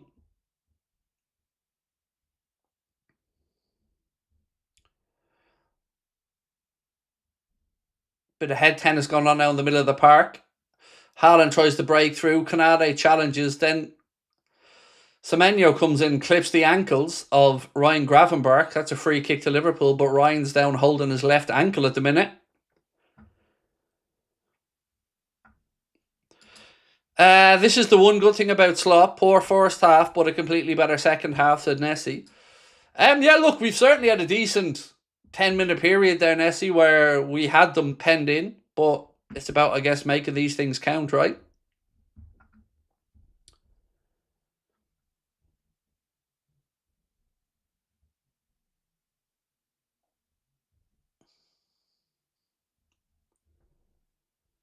Canade, back to Ali.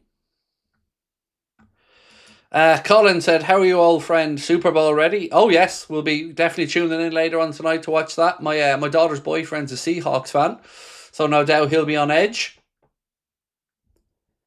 As a neutral, obviously, I can just sit back and enjoy.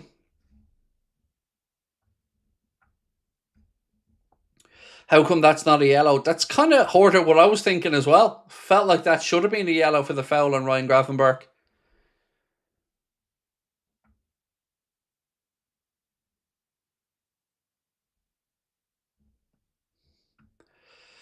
Jack said it was a concussion substitution for Kusanov, so that won't go down as one of Manchester City's changes. Semenyo now. And thankfully the offside flag went up. I just seen Semenyo bearing down on goal and then he goes to a walking pace and I'm confused, but obviously the referee had blown the whistle for an offside. Aït-Nouri now, he goes on a gallop down our right-hand side. Szoboszlai sticks with him. Aït-Nouri still in possession. Wirtz back there to help out now as well. Rodri. Ruben Diaz. Again, look at this. Nobody closing them down. Fuck me, you absolute clowns. Thankfully his strike goes wide, but look at this shit. This is everything that's wrong with Arne Slot in one phase. They just stand there and go, go on, have a shot, fella. Crack away. Go ahead. That annoys the shit out of me. Just stood off again and allow him have a free shot before we go to close him down. Thankfully, it went wide, but that passive bullshit defender needs to stop.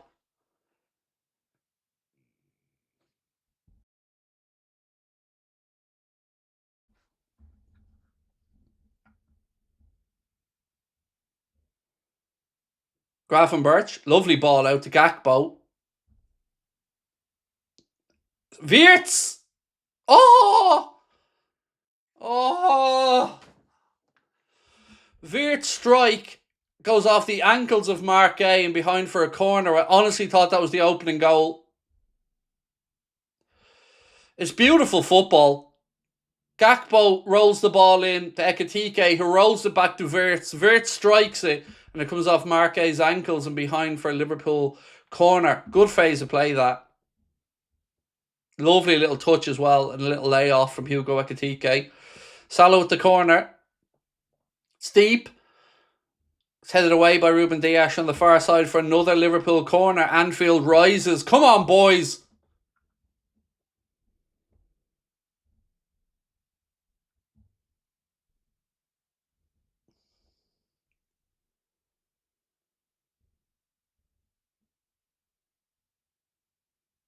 $25 to go. The Bumba Dog, thank you so much, mate, for gifting 20 memberships. And JJ Dodak, thank you as well, mate, for gifting 5 memberships. Thank you both, gents. Appreciate you. Corner in. Headed away by City. Liverpool regain it, though, with Wirtz. Kirkes. Out to Salah now. Salah plays the ball in. Marquet defends it. Nico O'Reilly. He's under pressure. Apparently he's fouled by Virgil van Dijk, who doesn't think it was a foul. But remember, Virgil, you're booked, so no talking back to the ref, mate. Just get back into your defensive shape.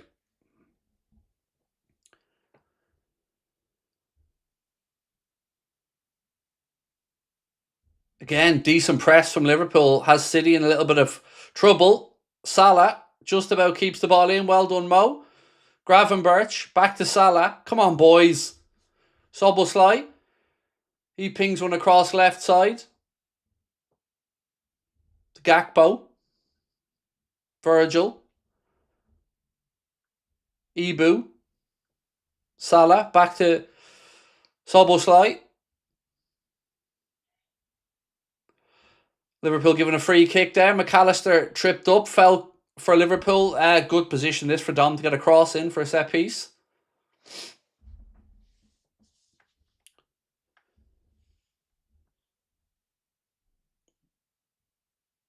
Right, Soboslai to take it. City holding the line right across the edge of their 18-yard box.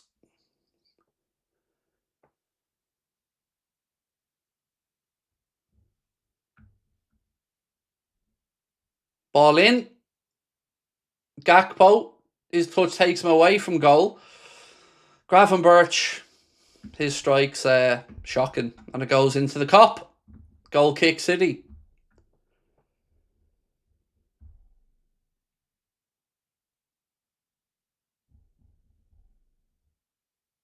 Just about heading into the final quarter of this one, folks. Still scoreless at Anfield.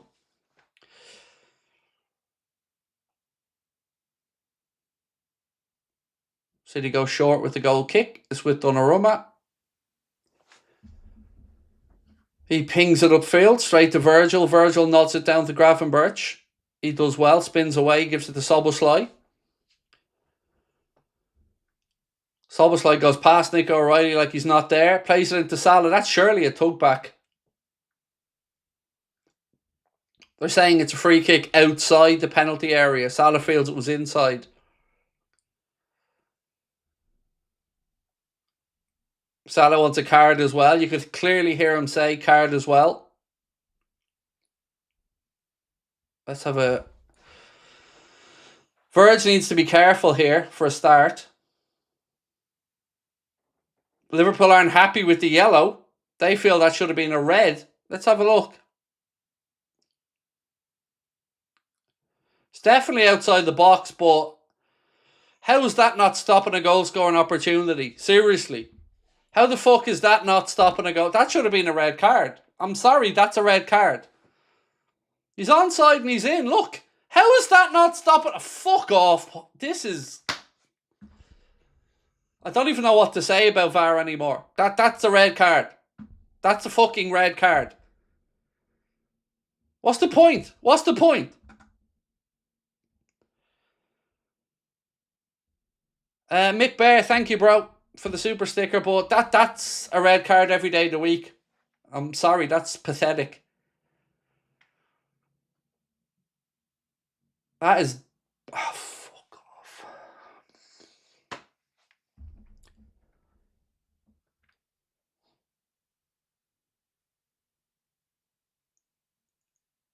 I fucking hate Man City, lads. I hate them. I'm sick of the decisions we don't get against City.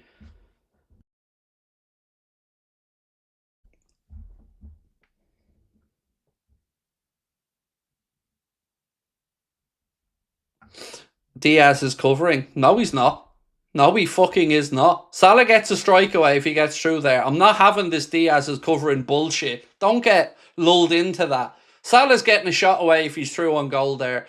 The Diaz covering bollocks is just another excuse.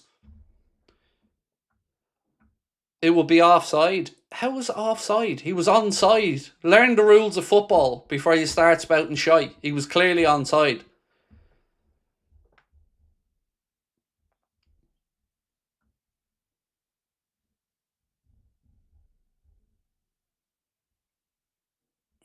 Right, Salah over the free kick.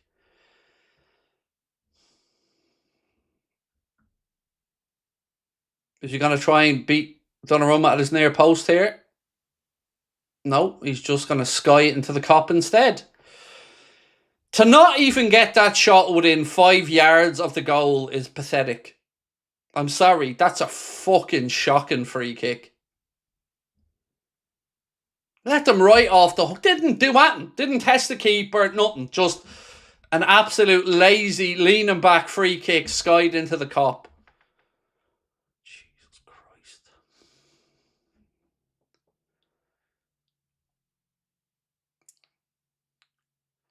Diaz.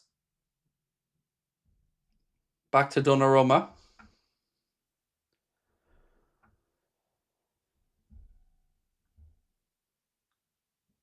Free kick to Liverpool. 19 minutes to go in the game.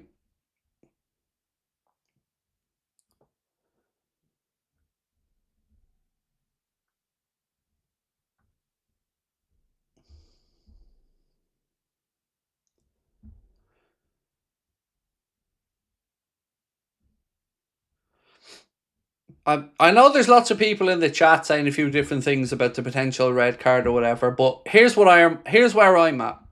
I'm fed up of Liverpool fans having to give the benefit of the doubt in every one of the dodgy decisions we get against City. I'm fed up of it. Season after season, when there's a 50-50 call to be made and Liverpool are playing City, every single fucking one of them calls goes against us. Every single goddamn one of them. And I'm going all the way back to Sadio Mane's red card back in the day against Ederson as well. Doku, kicking Maka. It's just one after another. Always 50-50 decisions. Always err in the side of City. Always.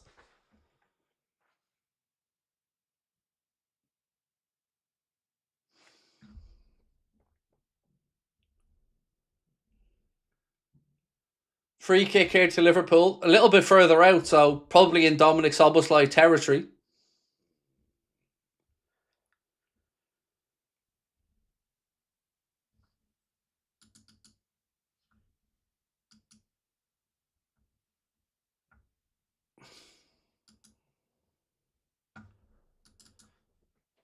Right, Dom, you know what to do. Top bins.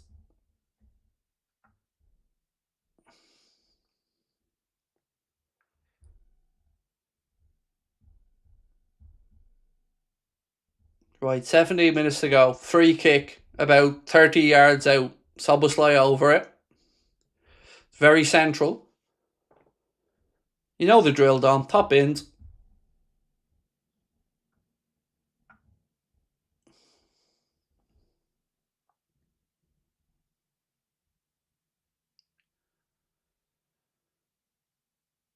Oh my God!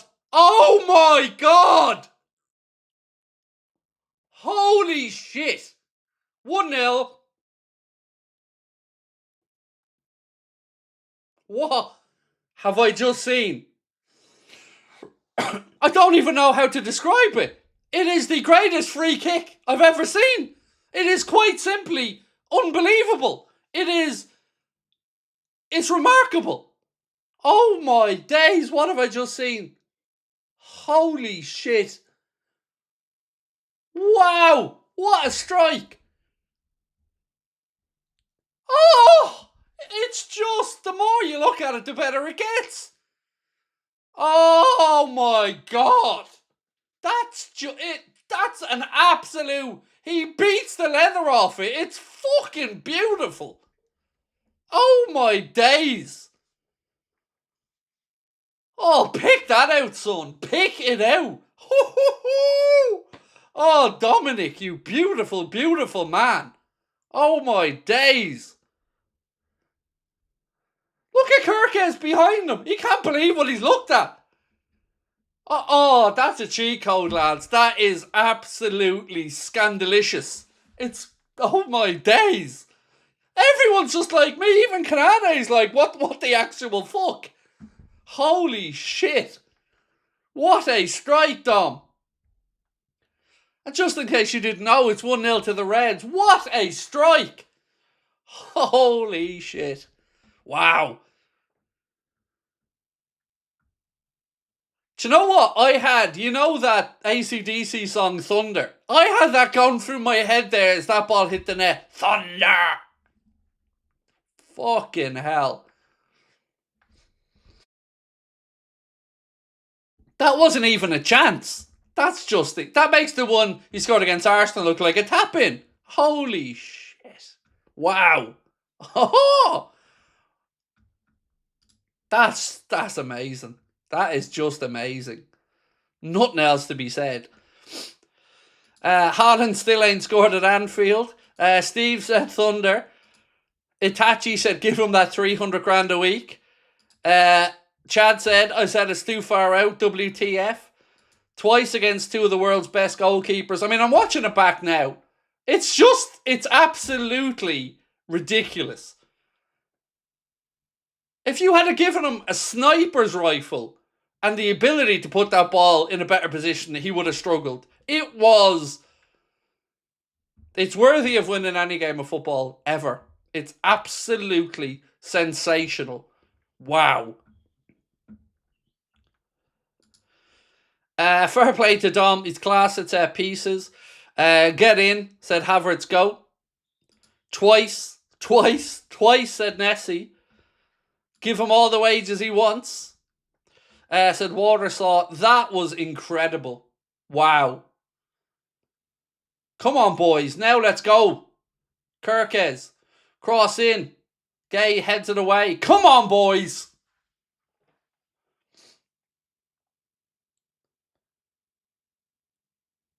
Ekatike now. Gravenberch. Come on, boys. Chris said, I was chuckling when you said top bins unreal. Yeah, even I was being overly optimistic there, dude, when I said top bins. I wasn't really expecting them to do that. Holy crap. Amazing.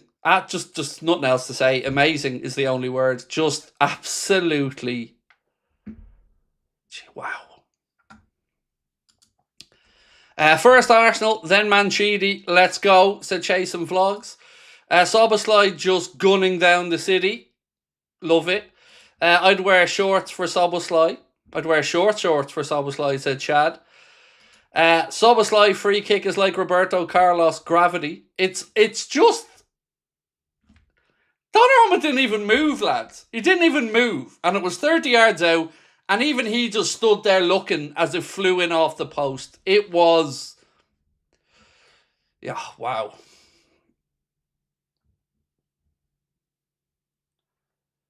Do you know what my mind's thinking now? How many free kicks have we wasted with Trent over the years? Because look, Trent could strike a ball, but Dominic Soboslai's taking free kicks like they're penalties these days.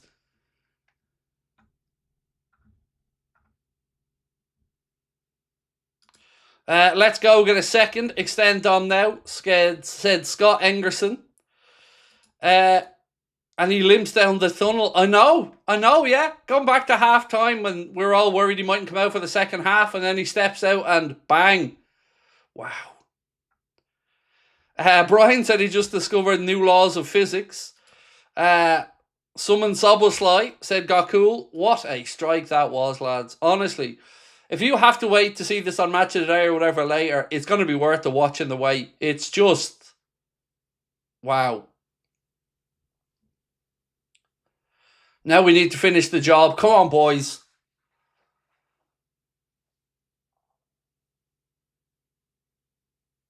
Rodri.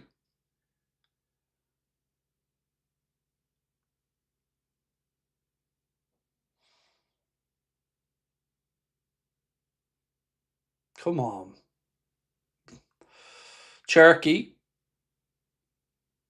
Rodri. He spins it out left side to Aitnuri. Cherky. Salah tracks back. Pinches the ball off him. Now it's with Kirkes.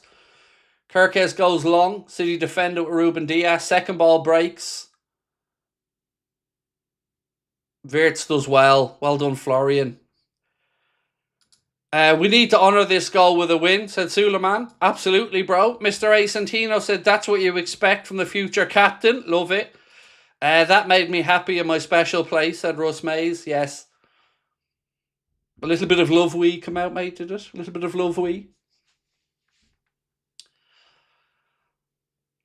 I'm not going to lie, I didn't have expectations that free kick was going in. I thought it's right on the edge of what may be possible for him, but never ever doubting it again. Whenever he steps up over the free kick, it's in range. That's the end of it now. It doesn't matter where it is. If it's in the opposition half, it's in range. Mini TTV said Virgil's keeping the armband warm for Dom. Well, lads, how many times, like, wow. 1-0 Arsenal, Dominic Szoboszlai, worldly free kick. 1-0 City, Dominic Szoboszlai, worldly free kick. 2 goals that could potentially win us 2 big games. Still time in this one, 9 minutes to go plus stoppage time. Do hit that subscribe button if you're new to the channel. Right now, good is winning versus evil. Liverpool 1, Manchester City 0. Also, Liverpool 0, Manchester City 115 to 130. Dirty, filthy, grimy little charges. But again, I'll just bask in the glory of this so far. Yes.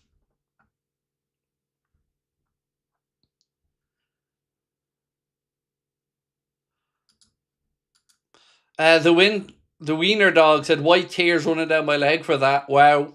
I don't think you're on your own, my friend. I don't think you're on your own. I'm seeing Gerard Olympiacos. What a hit, son. What a hit. It was just delicious. Delicious. Do you know what? In the second half as well, we've been the better side in the second half. I'm not saying we've been all over them or anything like that, but we've certainly been on the more attacking foot in the second half. And I still stand over what I said. I still feel we should have had a red card given against Manchester City. So maybe justice was done. Although the words justice being done in Manchester City is a sentence I'm very much waiting to say. Come on, boys. What do you think of Arsenal pretty much winning the league now? Like I've said all the way through the season, mate, and I said last season when we won the league, I won't do to Arsenal fans what so many of them were so happy to do to us, which was belittle their league title. Because I'm not an unsporting prick. I will say exactly what they deserve to hear, which would be congratulations and a deserved title winner if and when they do it. Because that's what you do, you know? You go out every year and your team tries. If you finish top of the pile, brilliant. I won't be giving them this was a poor league or any of the crap they tried to throw at us, because you win a league title, you deserve to win a league title. You don't accidentally finish top after 38 games. So if Arsenal do it, they'll get my full credit like I've always promised, because they're deserving of it. Same way I didn't buy into any of their shit when they were trying to belittle our league titles. It's no need for it. You win the league, you win the league. It's not your problem if everybody else isn't on son. 1-1. Fuck. 1-1. Fuck! Bernardo Silva, 1-1.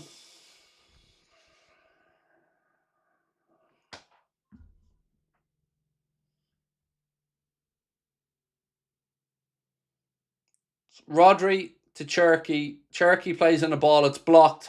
Haaland flicks it on. Soboslai's playing him onside, so there's no chance of an offside here. Goal's going to stand. Haaland heads it on. Bernardo's there. He pokes it past Alisson. Fuck.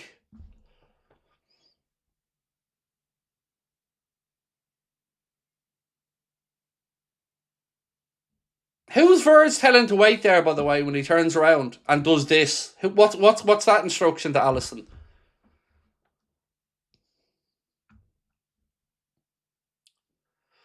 Here comes Curtis Jones now. Another lead thrown away this season.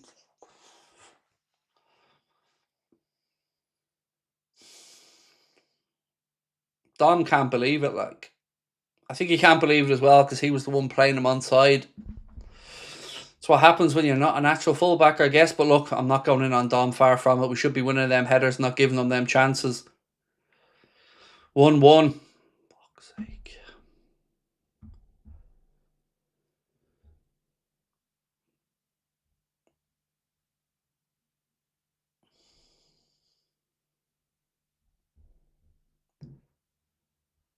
Jones on for Gakpo, I believe, was the change from Arna. If I'm looking at this correctly. Haven't seen the graphic on screen yet, but oh, jeez. Arna never going to learn his lesson, is he? About not sitting back when you score. Because we can't sit back and defend. It's just not in our nature, and it's not one of our strengths. Come on, boys. Soboslai. Jones. Oh! Jones had a decent ball through there, but he makes a bollocks of it. Jesus. Now it's getting messy and scrappy. Kirkes. Come on, boys.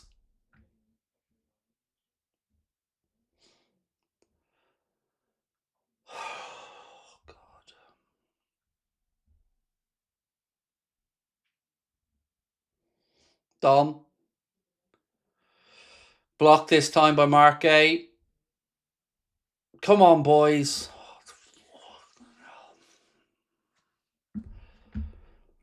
It's so infuriating, lads. It's so... how many times do we go ahead in the game and then that's it? We give away the momentum. Sit back.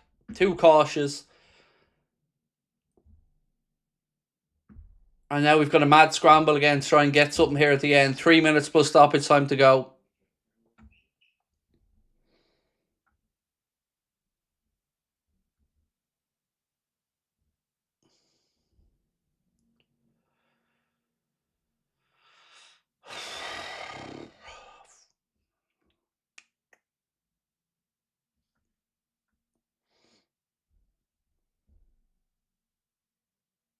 What we absolutely cannot do now is give them a second.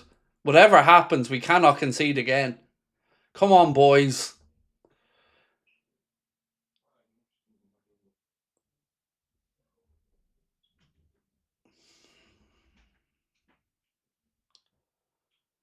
Silva. Semenyo. Ball breaks midfield. Rodri has it. He goes back to Ruben Diaz.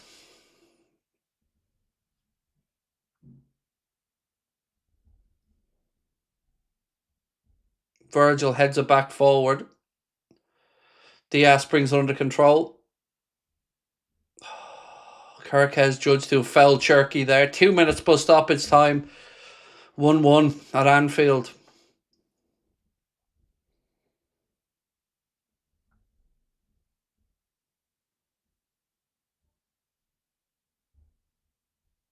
Virgil to Canade. Jones. To Gravenberch. Out to Dom. Dom puts in a cross. Salah header. Wide. Goal kick.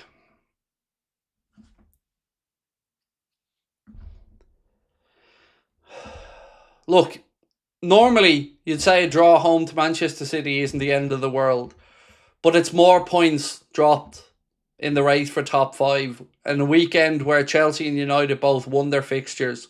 So we're falling further away. Let's just hope for a positive ending to this. We're inside the final minute of normal time.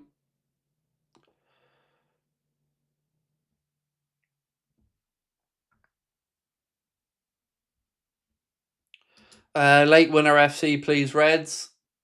Ball played in from Semenyo. Thankfully, Alisson gets down and smothers it. 30 seconds of normal time left. Ali tries to take a goal or a clearance quickly, but he plays it straight to a City player. Rodri now has it. Matthias Nunes. 20 seconds of normal time to go.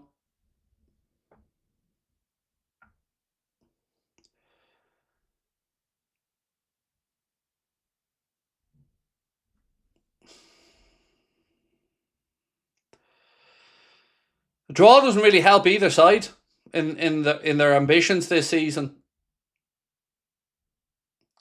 But it's City who are looking like they're pushing 7 minutes added on. So 7 minutes to go. 7 minutes stoppage time.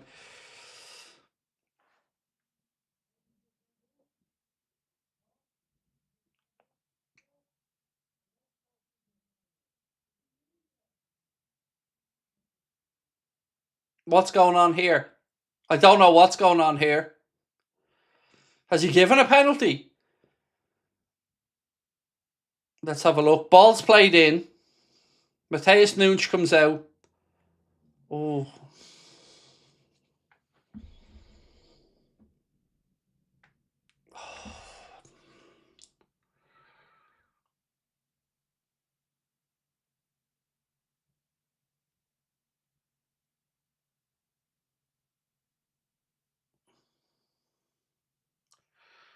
Has he given the penalty? Can someone just tell me if he's given the penalty? I don't know what's going on because I've no audio.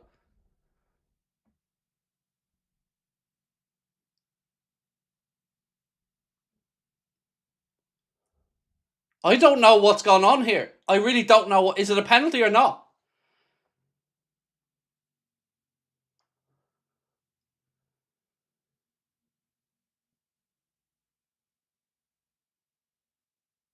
Dom's trying to get in Haaland's head.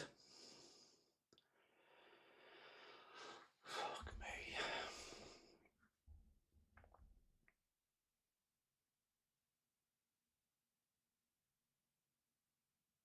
Penalty's been awarded. Can confirm it's a penalty to Man City in the about to be the 3rd minutes of 7 added on. You know Haaland's bottling this. Hasn't scored. He doesn't like to score at Anfield, Haaland. He's missing this. Come on. Come on. He's missing it. Come on, Ali.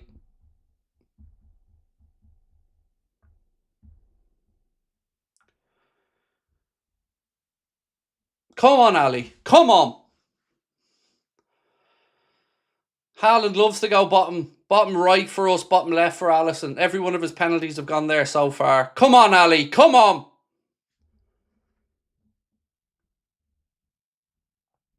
Haaland stepping up. Alisson moves side to side in the goal. Haaland steps up. Scores. Fuck. 2-1 City. 2-1 City, and it's another game thrown away at the death.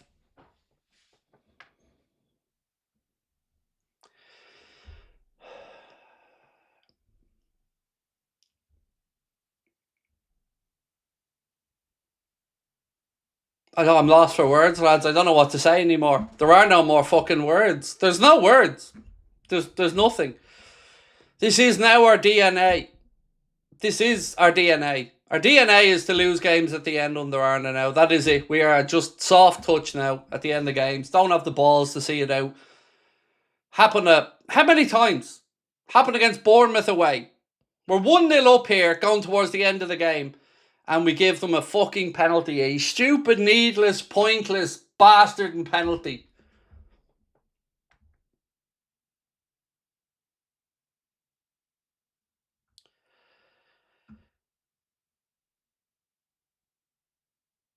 I look forward to this being the toxic online fans' problem and fault. You know? This will somehow be the toxic online fans who are causing a problem. And not the absolute weak mentality.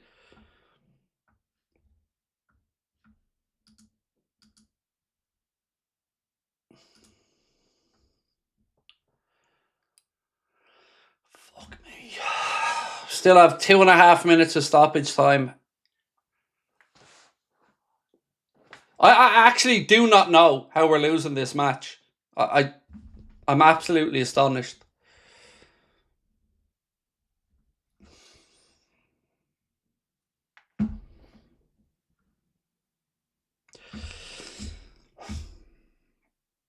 I mean, I don't know. Not great again. Another, shall we say, questionable decision from Alisson to come out there to try to smother something that was going nowhere. I don't know. But either way, it's another fucking shocking result where we somehow grab loss from victory. Somehow.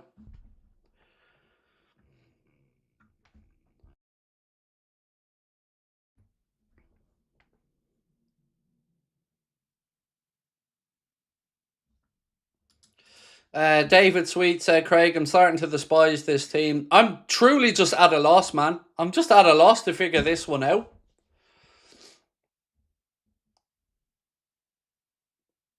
It's self-sabotage again.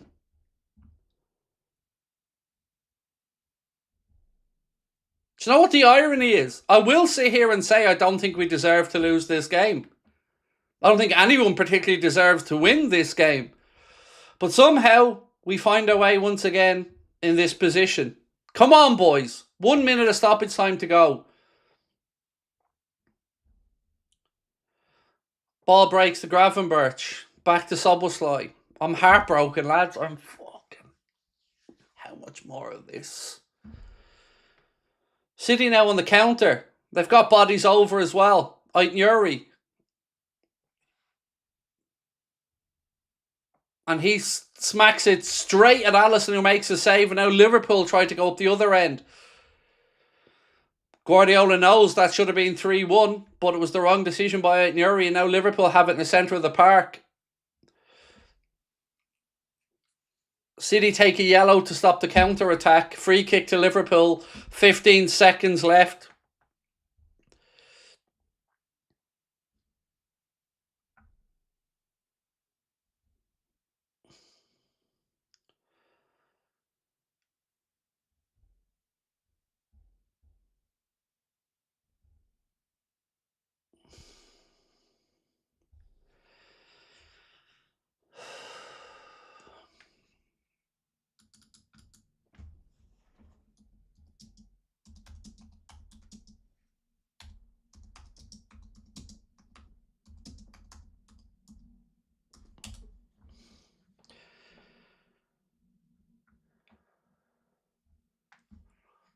With 30 seconds over the 7. Still Liverpool pressing. City defending. Clearing their lines. All eyes now on Craig Pawson. Alisson's up to take the throw-in on the halfway line. Ali's slipping as he plays the ball. Jesus. We can't even get out of our own half here. Hopeful ball pumped forward. Ball breaks. Strike. Deflection! Oh, how has he saved it?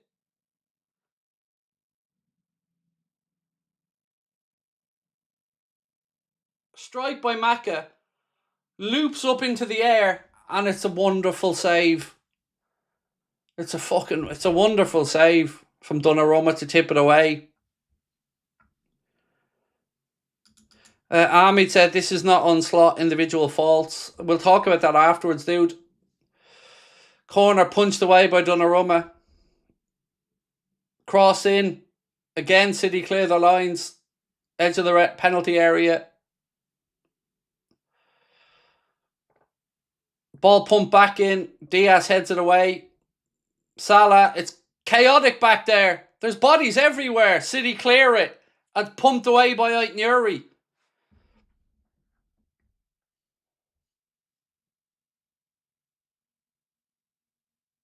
We still go on. 9 minutes played now. Szoboszlai deep inside our own half.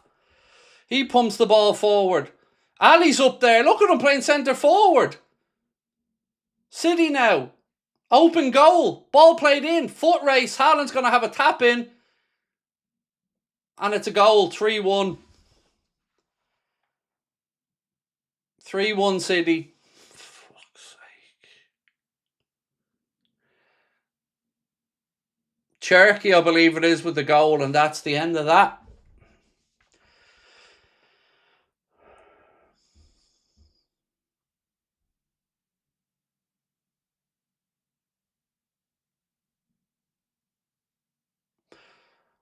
Sure, was there not a foul in there from Haaland on Szoboszlai? My screen glitched, by the way, so I can't give you a legitimate analysis on it because I haven't seen it. I'll have to see a replay of it. My screen glitched just as they were closing in on goal.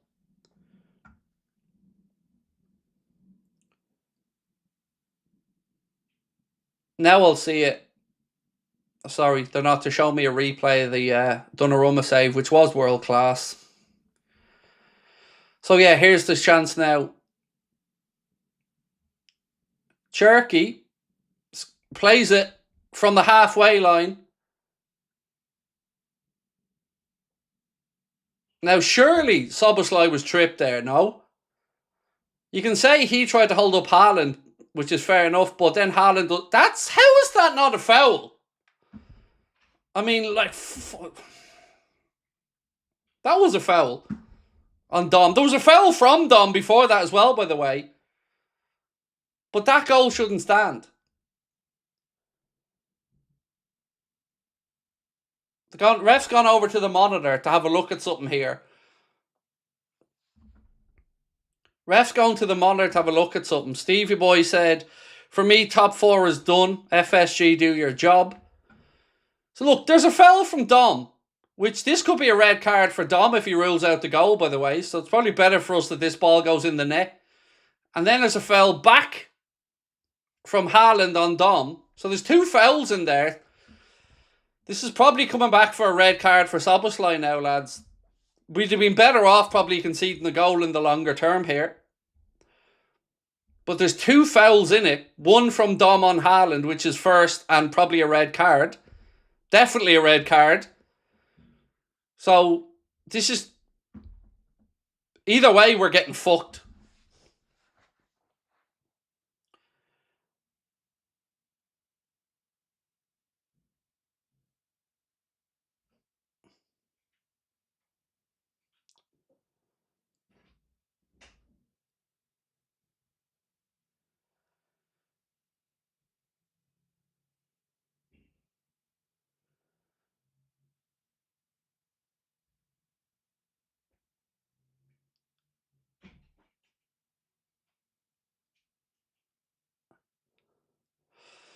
So the referee sends off Szoboszlai. The goal's ruled out. Dom is sent off. And this will have a bigger impact on us than the goal going in longer term. So the goal gets ruled out. Here's what I don't understand, right? Genuinely. Why doesn't he allow that advantage through to City? But either way now, Dom's sent off, straight red. So that's him gone. So we're now without Dom. And we're still going to lose this one. So that's where we're at now. Dom's straight red. He's sent off. Score stays at 2-1. City should have a free kick probably here. About 25 yards out. And it's all just gone to mayhem. But then again, this is our season encapsulated in a few minutes, isn't it? So yeah, Dom gone from being the hero 1 minute, scoring the best free kick you're ever going to see, to us capitulating and going out again with a fucking whimper.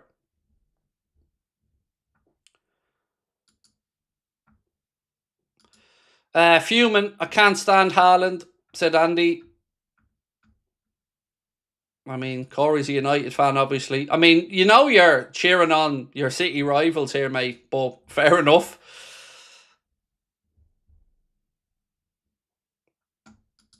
Seamus said, this is embarrassing. We cannot keep a lead and doesn't look good. Slock can fix it. He needs to go after this game. There are people saying it isn't on Slock, but how many shit results do you want before we start saying it is on the manager? I get people who say individual problems, individual errors. You're right. But there's a man leading it, and he cannot constantly get away with it. This is the end of the Champions League push now, in my opinion, lads. This is big, big problems. We go from 1-0 up to 2-1 down, and now our best player sent off and are going to miss games. Cherky puts the free kick into the stands. We'll take the goal kick. The ref will blow the whistle. We'll lose the game 2-1, and that'll be that. We'd have been better off just letting the goal go in. And there's the final whistle anyway. Like I said, and City beat us by 2-1. Liverpool are 7th in the Premier League. 7th. So all the cooks out there and all the journalists that want to say what a fucking great season we're having and how this is all completely normal. How are you feeling now that we're in 7th place? 7th in the Premier League. We are fucking 7th. Defending champions, and we're 7th. Do you want me to say that again? We are 7th, ladies and gentlemen. 7th place in the league. 7th place. 450 million spent, and we are behind fucking Brentford. Let that sit.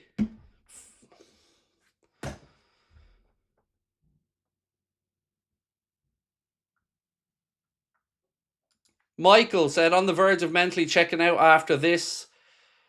This is all on us and the ref. Everybody wants the W.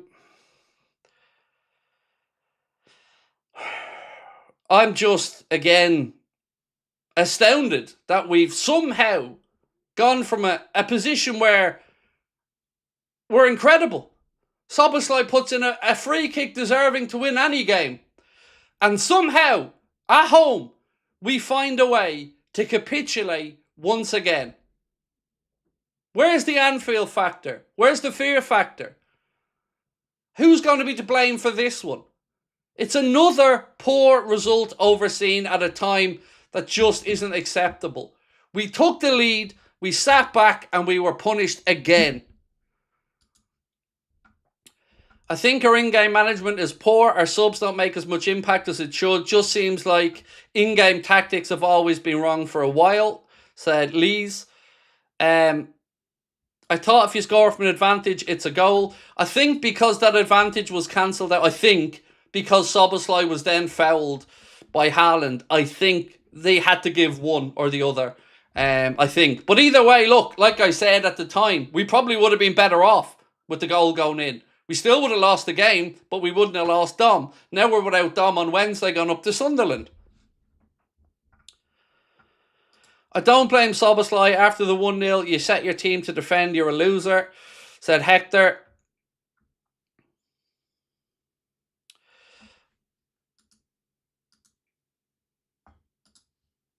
I don't know. Ladies and gents, it finishes at Anfield. Liverpool 1, Manchester City 2. They carry on their title charges. They try to chase down Arsenal. Your Liverpool are joint 6th with Brentford and have fallen off the pace again.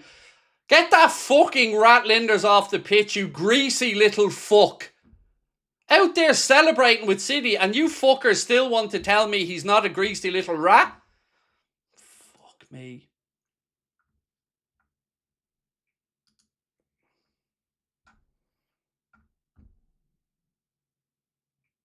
Look at that league table. Joint 6th with Brentford. Everton 2 points behind us. We're 4 points off 5th. And we are 5 points off 4th.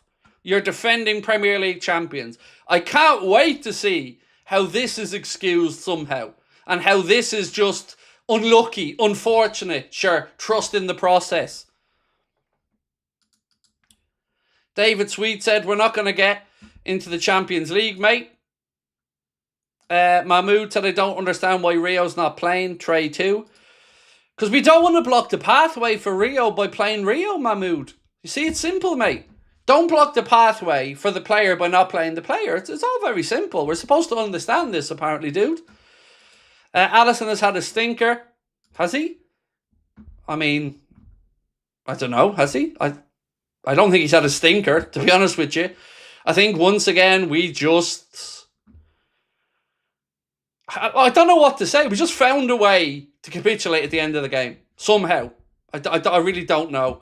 Manchester City have done a double over us for the first time since 1936, 1937. How many more of these for the first time since are we going to have to fucking see? How many more times am I going to have to sit on here, or another Liverpool channel going to have to sit on here and talk about something being the first time since with Arnott in charge? First back-to-back-to-back losses by 3 goals. First time City have done a double over us. It is just one thing after another. But somehow, some way, he ain't the problem. I can't wait for Arna's post-match press conference now. Chad said, ahead late in the game and still lose. That's as surprising as waking up in bed this morning. Ridiculous crap average team. Franklin Bianco said, Gakpo shit, Salah is washed, sack slot, excuse me, I thought you were going to say back slot there, dude, I was ready to explode. Karen, thank you for your super chat, my friend. I'm so exhausted, said Mini TTV. How was that a red card? Ref was shy. Excuse my language, Craig. It wasn't a denial of a goal scoring opportunity. It went in. I wish he had just given the goal. I said it at the time, Joshua, and I wish he had just given the goal, because him not giving the goal has actually put us in a worse position. So I know City had to sweat for an extra couple of seconds, but the odds were they were going to still win that anyway, and I was praying he didn't rule out the goal, in all honesty, because we'd been better off. 7 in the table. Slop, this game's not on him. We're joint 6th. I mean, it depends on who you want to say is ahead based off whatever little metric. But ultimately, we're joint goal difference and joint points with Brentford. That's where we're at. As a United fan, it's a disgrace that Manchester City are still allowed to play in the Premier League. If they won the Premier League, we'll have lost all integrity. Mate, I'm with you on that one, but look, that's a conversation for another day. Look at Pep Lijnders celebrating. I know. I said it before, mate. Greasy, Weasley little excuse of a man. Our identity, same fucking prick out there dancing around the middle of the pitch, celebrating. Like he didn't spend years as the assistant manager here. He's a slime ball of the highest order. But then again, I've always been saying that. Pep Lijnders is a rat smiling and celebrating, said Connor Mack. Yep. Craig, do you think Pool next season on the Europa League or the Europa Conference League? So I'm going to say again what I've said before we break for the match reaction. I'm going to say what I've said again. We still have a chance to salvage something from this season if they do what we all know they should do and fire him. They won't and will fall further away. But again, do what United have done. And that's not something we usually advise. But this is not working. You can find whatever reason you want. Whether you think it's not on the manager, whether you think it's on individual players, whether you think it's on the crowd, whether it's on the toxic online fans. Whatever excuse you want to accept. Ultimately, we are far away from where we need to be. And it's getting worse. The gap is getting bigger. Away from where we want to be. So at what point do we have to say he just can't do it? Whether it is the players aren't listening, whether his instructions aren't being carried out, whatever it is, it ain't working. And it ain't fixable. How many more capitulations at the end of games do we need to see? The fear factor at Anfield is gone. Don't blame this on fans. Don't blame this on the people who spend their money to support the club. Blame this on where it needs to be blamed. Slot, Hughes and the fucking calculator kid that hide away, give themselves slaps on the back, round tables. That's where the problem lies. You know it. You see it every week. Believe yourself. Believe your own eyes. I didn't put a message in my first one, but can somebody explain how Nunes isn't going to get the ball isn't a penalty, but Bernardo pulling Salah back when he couldn't get the ball isn't? Don't know. Should have been a red card for City in that game. There just should have been. But look, ultimately, whatever way we want to dress this up, we took the lead with a wonderful free kick from Dominic Szoboszlai. A free kick deserving of winning anything, and still would have papered over the cracks. But we couldn't even see that out.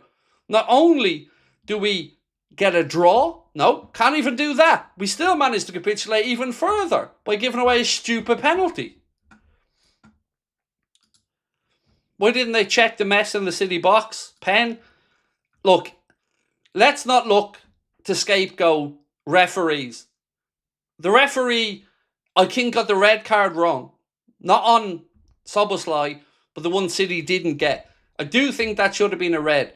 But look, either way, we're 1-0 up and we find a way to lose the game 2-1. That's just not good enough. I've never been more disappointed by a game, said a Liverpool fan. We don't have standards in Liverpool, said Oliver Wernerson. Charlie said, never felt more like singing the blues when Everton win and Liverpool lose. I hope Arna plays Eddie Howe honesty card and admits single-handedly ruined Liverpool's legacy in one season. But you're not allowed to say that, JC, because you're just a toxic online fan like me. The people inside Anfield, they only worship the ground that Arne Slot shites on. That's what we're being led to believe by the media, that this is all some part of some master plan. That you and I are just simpletons that don't see it. That it's all going exactly how everybody predicted. And sure, there's nothing to see. Confused, if the advantage is given to Haaland and he commits a foul, shouldn't it be our free kick? No. You either have to do one or the other. You either ignore all the fouls and give the goal, or you come back and give the first foul, which is the one that would have stopped play. So no, it was technically the correct decision. I would have preferred us to just concede the goal, like I said. But no, I've no problem with the way he came to that conclusion of his decision. I think it was technically the correct decision.